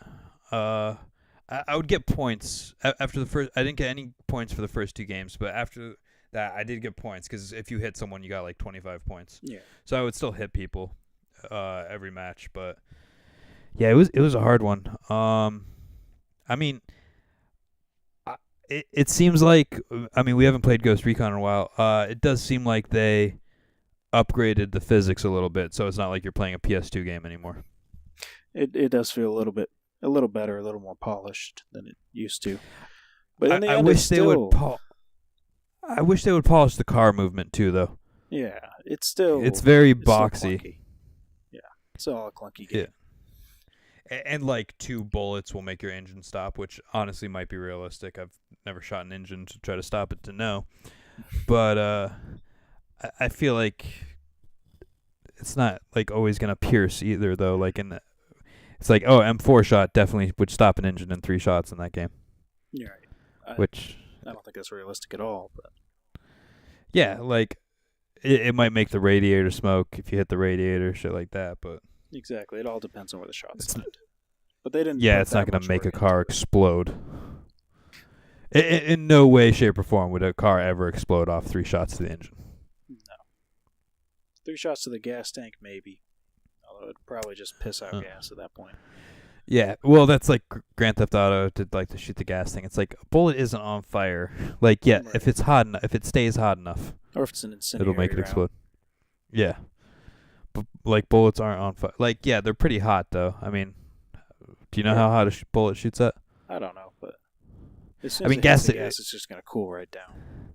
Yeah, and it's still like they say, if you had to throw a cigarette into an empty, like a canister that used to have gas into it, or a full like canister of gas, you throw it into the full canister of gas. Because it's just going to put it straight out.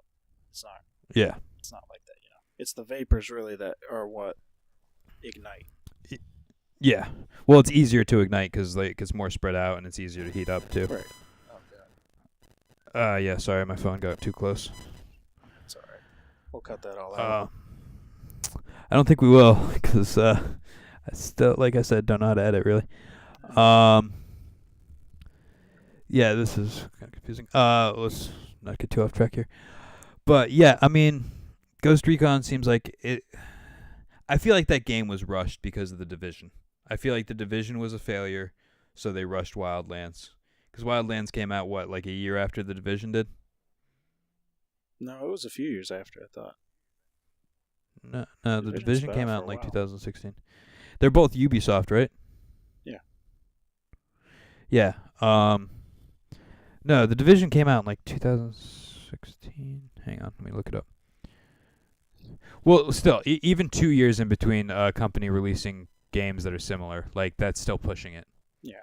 I feel like it got pushed because of the failure of the division. You also have to think there's also Rainbow Six Siege in there as well that they made. And Yeah, they but haven't I pushed mean, like Rainbow Six Siege, like it's $40 for like the Game of the Year edition. Like it's not even a full game. It's not that it's not a full game. It's just it's multiplayer. It's That's it. Yeah, it's only multiplayer. Let's see, when did it release? March 8th, 2016. Yeah, and All right. Wildlands was released in what, January? February? Something like that, yeah. Relatively. Yeah, so I feel like it was fairly rushed. it probably Like not was. even cuz like they had a failure, so they're like, "Oh, just this game, it's got 50 hours of story mode." Like that's all you have is 50 hours of story mode. Like you didn't polish the physics. Which if they keep it open, I mean, I know you didn't play Mass Effect Andromeda, but EA was like, all right, Mass Effect Andromeda, server's done, every update's out, you're not getting the DLC we promised. That's that. And they didn't say you're not getting the DLC, but it kind of, when you shut down that, there's still a chance for DLC, but once you shut down that and they close the company that made it, like, kind of looks like the game's done. Yeah, that's usually the sign of that's the game you're getting, whether you like it or not. I mean, I don't think they're making a sequel to Andromeda, but they did say that they think they'll make there's other stories in the Mass Effect universe that happen that they could talk about. Well, that's good. Which, I mean, as people pointed this out to me on Reddit when I was like, Mass Effect Andromeda didn't seem like Mass Effect Andromeda didn't seem like a terrible game. I don't know what everyone's complaining about. And they're like, you're playing it like 3 months. You're not with the release where like there's the animations were terrible and all this, but it's a good story. Like the fact that they went back and changed it.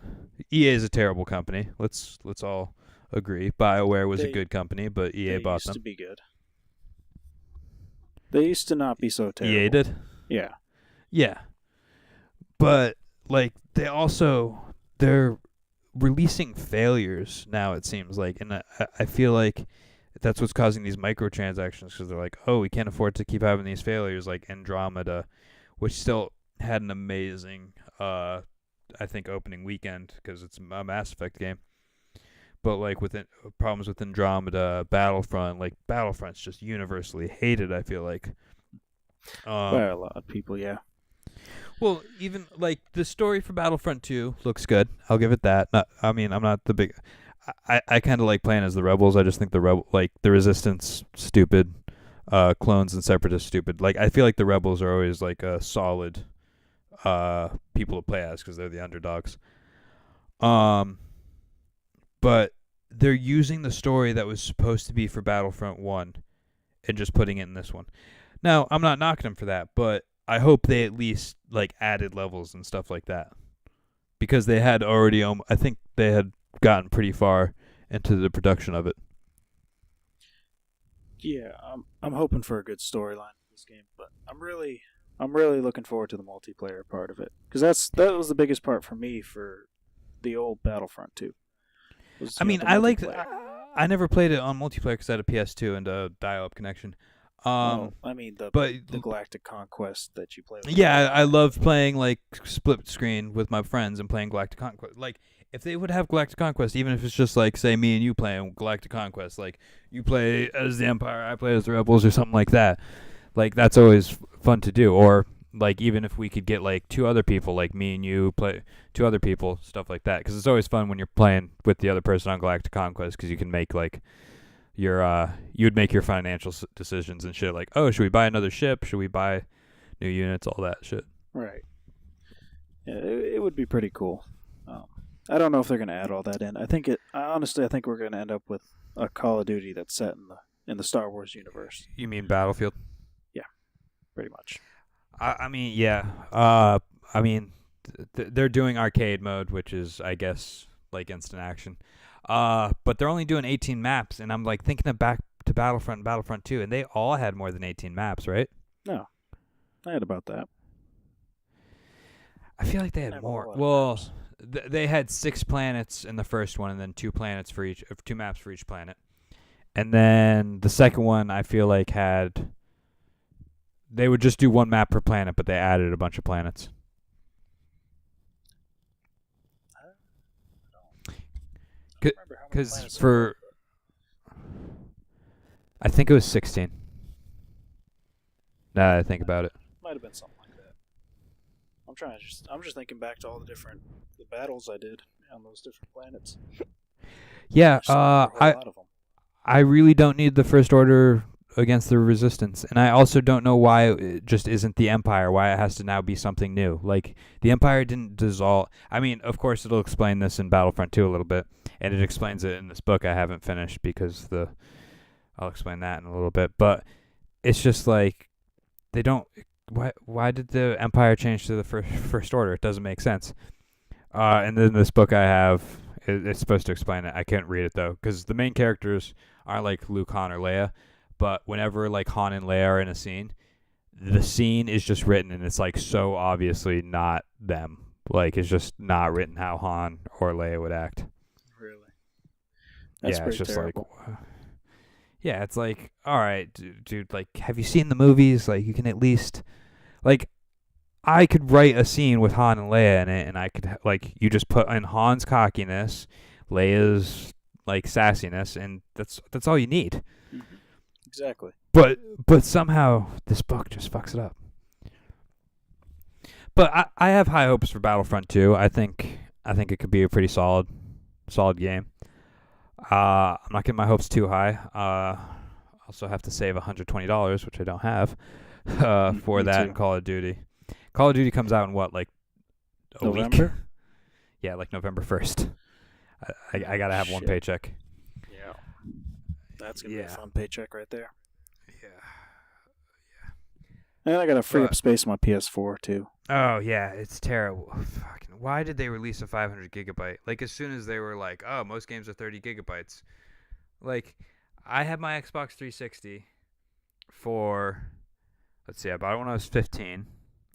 I stopped playing it when the Xbox One came out when I was 20. Yeah, the Xbox One came out when I was 20. So I had it for 5 years. And those 5 years, I had probably about 30 to 50 games.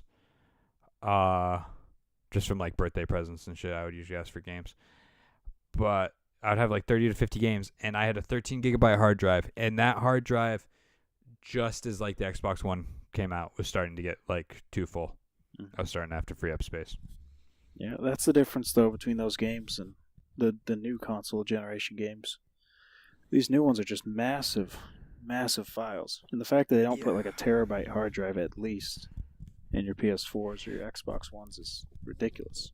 Well, like, I barely play my Xbox One. I got Gears of War 4 for it. I still haven't beat it, and I have Gears of War 2, 3. Well, I have Gears of War 1 remastered, then 2 and 3, and that other weird one they did that did terribly. Right. But I don't play them online. And it's just kind of like all those games are kind of just something I play. Like, if people are over and they're like, "Oh, let's play video games," I'm like, "Yeah, I got something we can play together." Because that's what Gears of War is. It's more, but it's a good it's a good split screen game. Yeah, that's all. I mean, it's a cool tactical split screen game. It's not very tactical. Just the fact that you can run between cover does not. No, it's the tactical game. It's the first one to do that, though. Like, it's not the first one, but it's the first one to do it correctly. Like, when you don't have any aim when you're free firing. Like in Rainbow Six Vegas 2, I never played the first one, but I remember in the second one, you could literally aim from cover and blind fire and hit people like 200 yards away. I seem to remember that too. Good times. But Good times. Like, it was just the first one to do it right. I mean, they probably came out around the same time. I played both of those on Xbox 360. I played it on PSP. Wait, did Vegas 2, was that PS2 that I played that on? No, it was 360. Fuck, I can't remember. Same thing. It might have been PS2. They're completely different generations. Close enough. The weird thing is the PlayStation 2 version of Call of Duty 2, the big red one, had a more in-depth story than Call of Duty 2 on Xbox 360 did. It's weird how things like that work out. But I think there are multiple games like that, aren't there?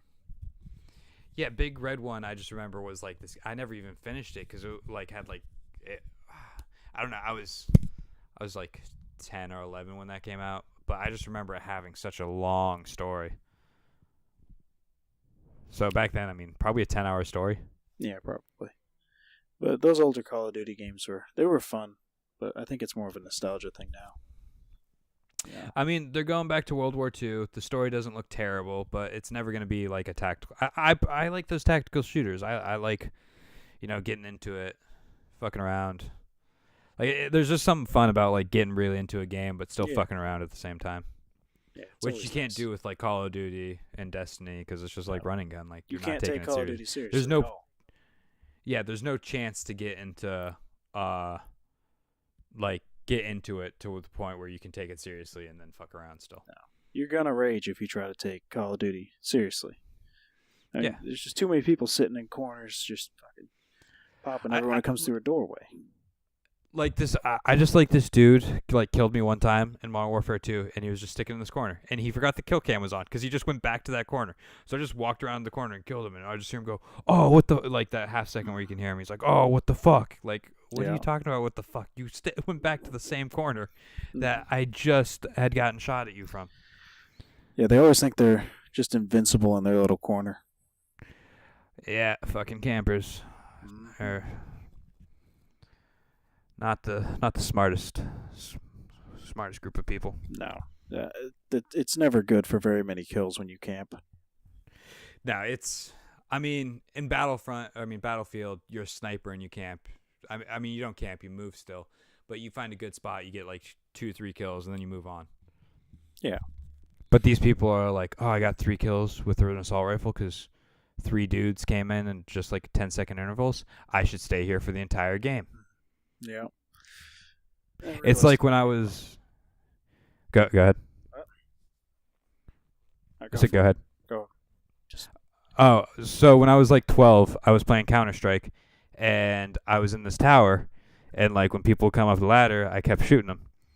And so I would just like, every fucking start, I'd be like, hey, come up the ladder. Or I was like, come get me in the tower, And people were like, oh, I wonder where, I can't even remember what my screen name was back then, but I wonder where blah, blah, blah is going to be at. But I was still like, yeah, fuck it, come in the tower. But it was just camping, and like, snipers could take me out super easily, and they would. Because I would, like, tell I was camping. I mean, that's a little different because Counter-Strike, it's like 15 on 15, and you die, you have to wait 10 minutes for everyone to finish. Yeah, Counter-Strike is one of those games where people are just ridiculously good. Like, I don't understand how people get so good at that game. But it also somehow maintains like a sense of fun without having any sort of class system. Like, you basically just play as like, oh, I want to be a SEAL, like stuff like that. But like, that's all you choose. Like, you start out as a pistol. If you kill people, you might get better, but most people just buy better guns anyway. Yeah. That's what I like about it, though. I like that buying system. But you didn't get more money if you killed more people. Everyone has started with the same amount of money. Yeah. You start off, you got to decide whether you want to buy a gun or just go the first round without buying a gun, or things like that. Different decisions you get to make. Yeah, I'm just. It was a good game that was able to stay good without a class system. Yeah, and it's still good today. It's kept up, which is surprising. Yeah. I mean, now it's on like PS4 and Xbox. It's still CS:GO, but I played it on Xbox 360 because they were doing a free weekend though, and it wasn't as fun on 360. No, I think you probably lose something not having the mouse and keyboard and all that. It kind of seemed like a dumbed down version. And I was also playing on I was playing on the 1 megabyte per second internet when I was playing Counter-Strike Go, and that was still super fast. Remember that when like 1 megabyte per second was just like the shit? Like, you could play online games super well on it. Yeah. Now it's like I have 29 megabytes per second and fucking Call of Duty won't even load. You're just fucking raging at the damn TV and shit. Yeah. Yeah, it's like my internet now, like, I fucking try to watch a movie on the Fire Stick and it'll like start loading halfway through. I'm just like, what the fuck? Like, why are you not working? Right, why have you not loaded a 2-hour movie in 30 seconds yet? What the fuck? Yeah. I mean, internet's gonna get to the point where, but the thing with internet, like, oh, internet's gonna get faster. We're gonna be able to load movies. Yeah, but movies keep getting bigger. Yeah. The quality gets better, the movie gets longer. Yeah, there's more special effects, which I mean, I'm sure in some form or another takes up like probably doesn't add a shitload, but it probably adds a little bit of the memory to it. It does. It adds a shitload when you start adding it up. This special effects scene, this special effects scene. You add it up, and all of a sudden you have a massive file for this movie. Yeah, I mean, obviously, like the first Transformers used like 1 terabyte of data for the special effects, and the second one used like 15. Obviously, you're not getting all that, but I'm sure it adds some in. Yeah, definitely does. It's such a fucking 15,000 gigabytes. That's ridiculous. How are you liking your iPhone, by the way? I know you made the switch. Yeah, it's all right. You wish you stuck with Droid? Yeah, I think so. I mean, I can't decide if I'm making the switch or not, but I got to do what everyone on my phone plan does because Sprint, if we stick with Sprint, it's like buy one, get one free. So looks like I'll be switching to the iPhone X here soon, unfortunately. Well, there's nothing wrong with that because you're at what, like the iPhone 6 or something? 6S. Yeah. I would have, the 6 they made me give back, I would have rather kept because it was 64 gigs. But for everyone to like get the deal, and it took money off the phones that we were buying for me to give them the 64 gigabyte because it was 64 gigabyte. But like I had the XCOM game on there. I had like Enemy Unknown on there. I had so much music. I had like 4 pages of games. And like just towards the end is finally when it started saying storage full. And now I have a 16 gigabyte one, and it's not enough. Storage is like full. No, 16. Like it's not. I have. Let's see. I'll count right now, and I almost have full memory. And this is not like I for Spotify. I don't download any of my music, so this isn't taking a bunch of space. I have Gmail, Reddit, Navy Fed, News, IMDb, Domination. All right, I'll just count. 1, 2, 3. I think we're gonna have to cut out whatever the fuck all that stuff you just said. I have like 25 apps, and it's still like full, and none of these apps are taking up a shitload of data. Yeah, I mean, that's the way it goes sometimes with these phones. And then they dropped you down to 16 gigs, and I'm sitting at like a phone that, the bottom one you can get is 64 gig, I think, on this, and that's the one I have. And I mean, yeah, and I'm sure you're not even close to filling up your memory, right? No. Not even close. I don't have that many apps, but I mean, You pay for Spotify? Close. No, I don't. Oh, you should pay for Spotify, dude. It's such a game changer.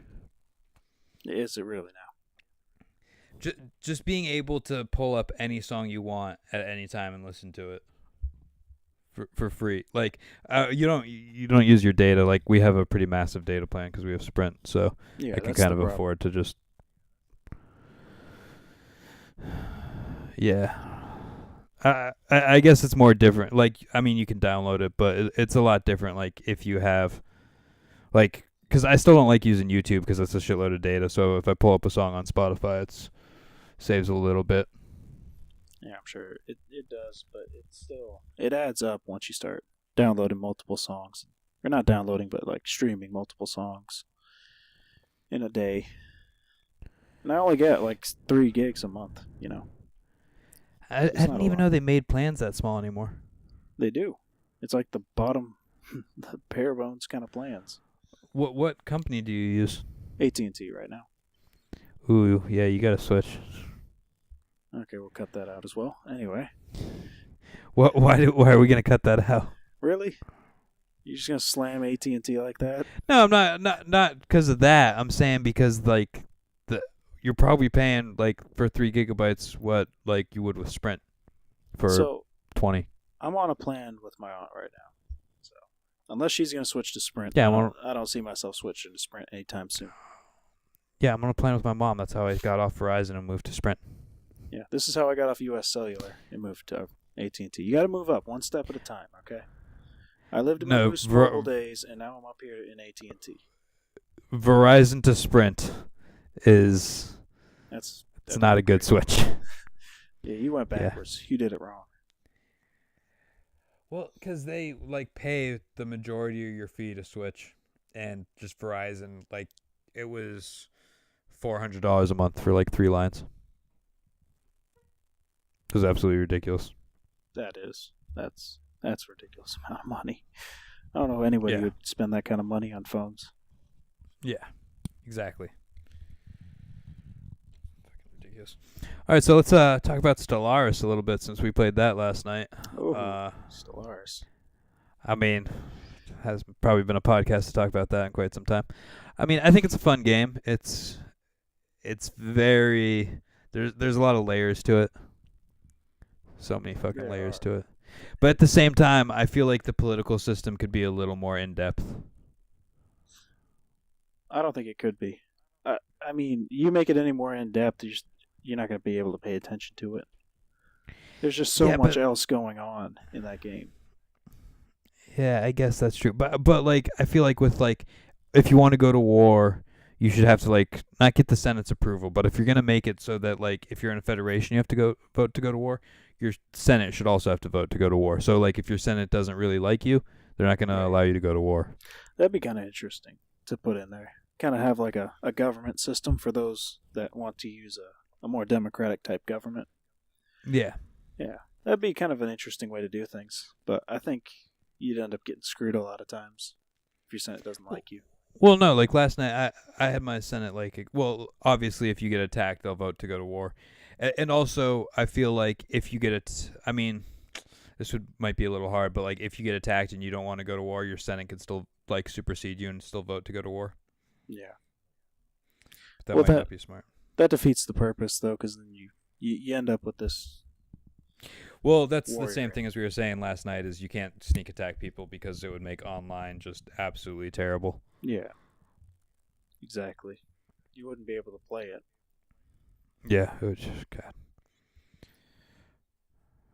That would just be such a terrible fucking game. Like if you had 20 people, I think 21 people.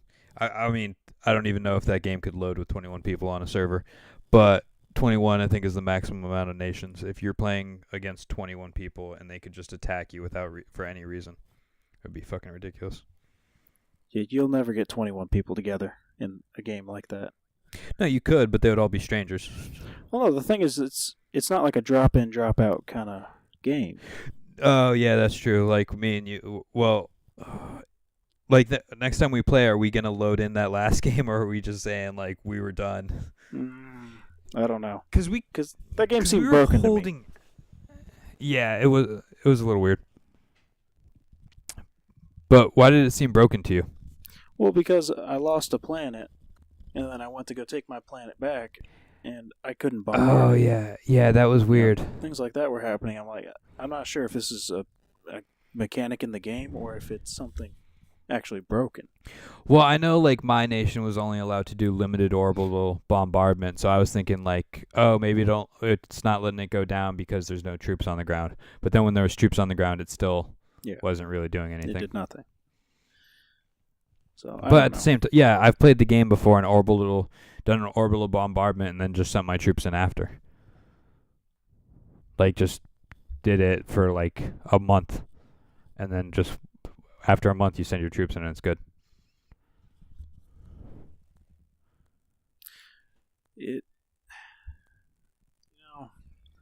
I'm not completely sure, and maybe our one listener will cue us in as to what we're doing wrong, but. It seems to me that you should be able to bombard the fortifications that some other enemy has put onto your planet. Definitely. I also, it's kind of weird that they can use your own soldiers against you too. Like not own soldiers, but own people. Like, oh, the militia defending this planet is made up of your people. Yeah, that's a little sick, but I understand it. Like that's not It's realistic. depressing, Like but I feel it's kind of.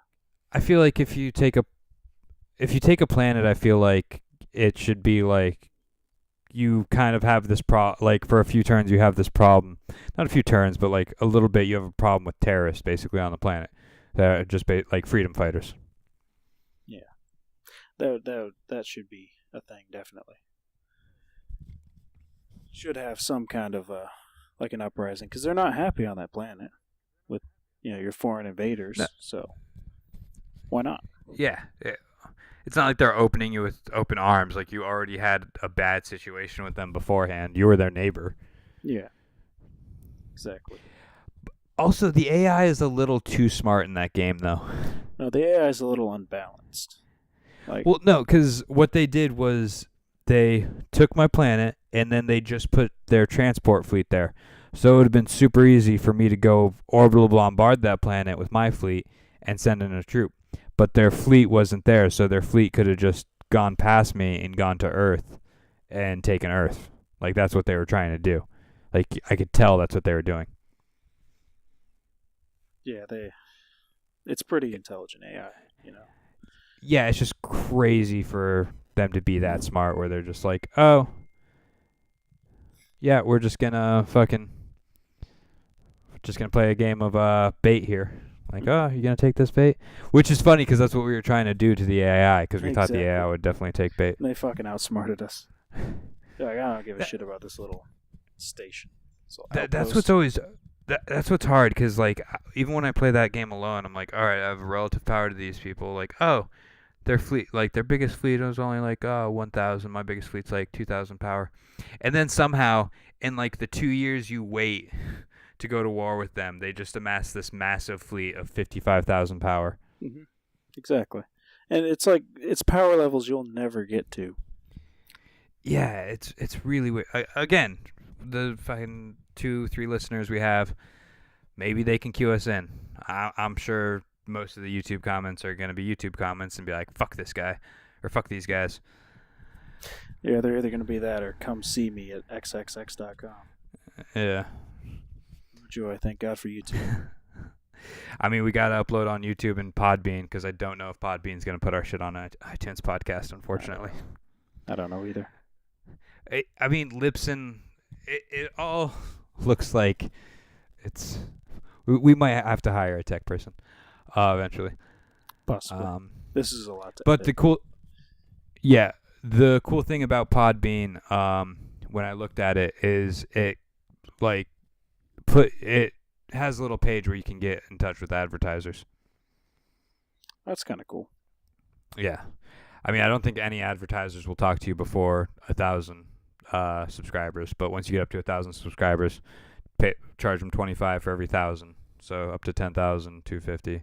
I think you have to probably make a cutoff because it's not like some company wants to pay $25,000 a week. No, I mean, for there are definitely limits to that number. Yeah. But hey, I mean, Joe Rogan makes $10,000 or $100,000 a podcast, so. But he also probably has more No, I'm saying like advertisers. Things. Yeah, I'm saying at some point, like, yeah, you might at some point, but at the same time, like, he's still making an amazing amount of money off of it. Must be nice. I watched his podcast a lot. He does a lot of random stuff. Oh no, he's just like he's extremely smart and he has smart people on there. Oh yeah, definitely, no doubt. But yeah, I love Eddie Bravo. Like whenever he has a podcast with Eddie Bravo and he just yells at Eddie Bravo for being a flat earther, is fucking hilarious. That's great. Not talking bad about flat earthers. We won't talk bad about conspiracy theories on this podcast. Not yet.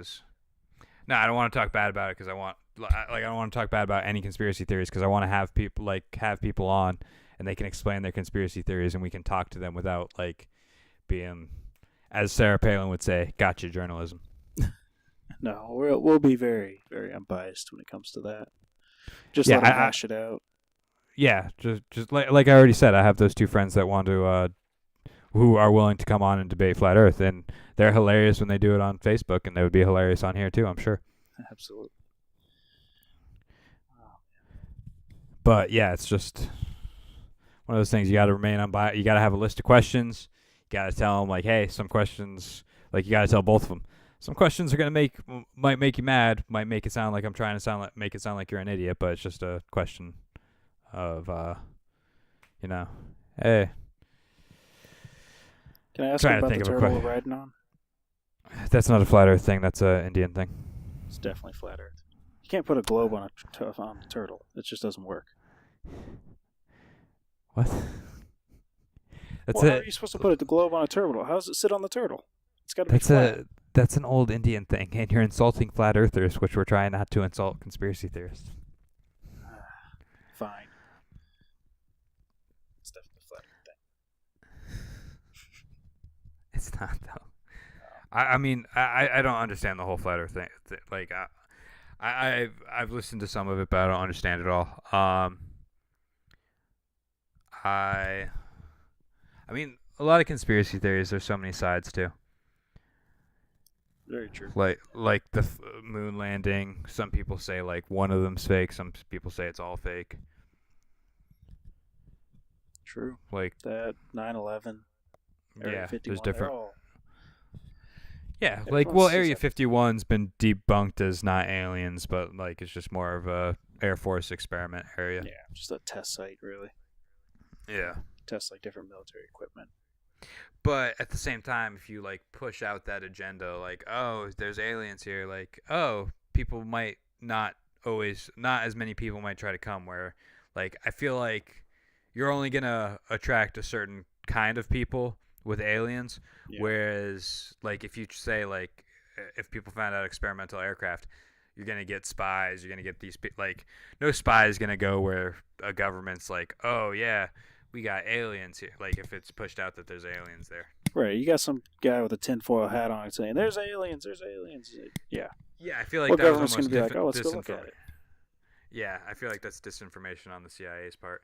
Probably. Like they probably spread that just to. It's a smart move. Kind of push it out there. Yeah.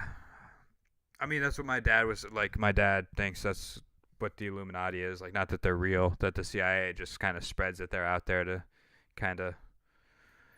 It's a way to get their message out. And not just have kind it be the of CIA.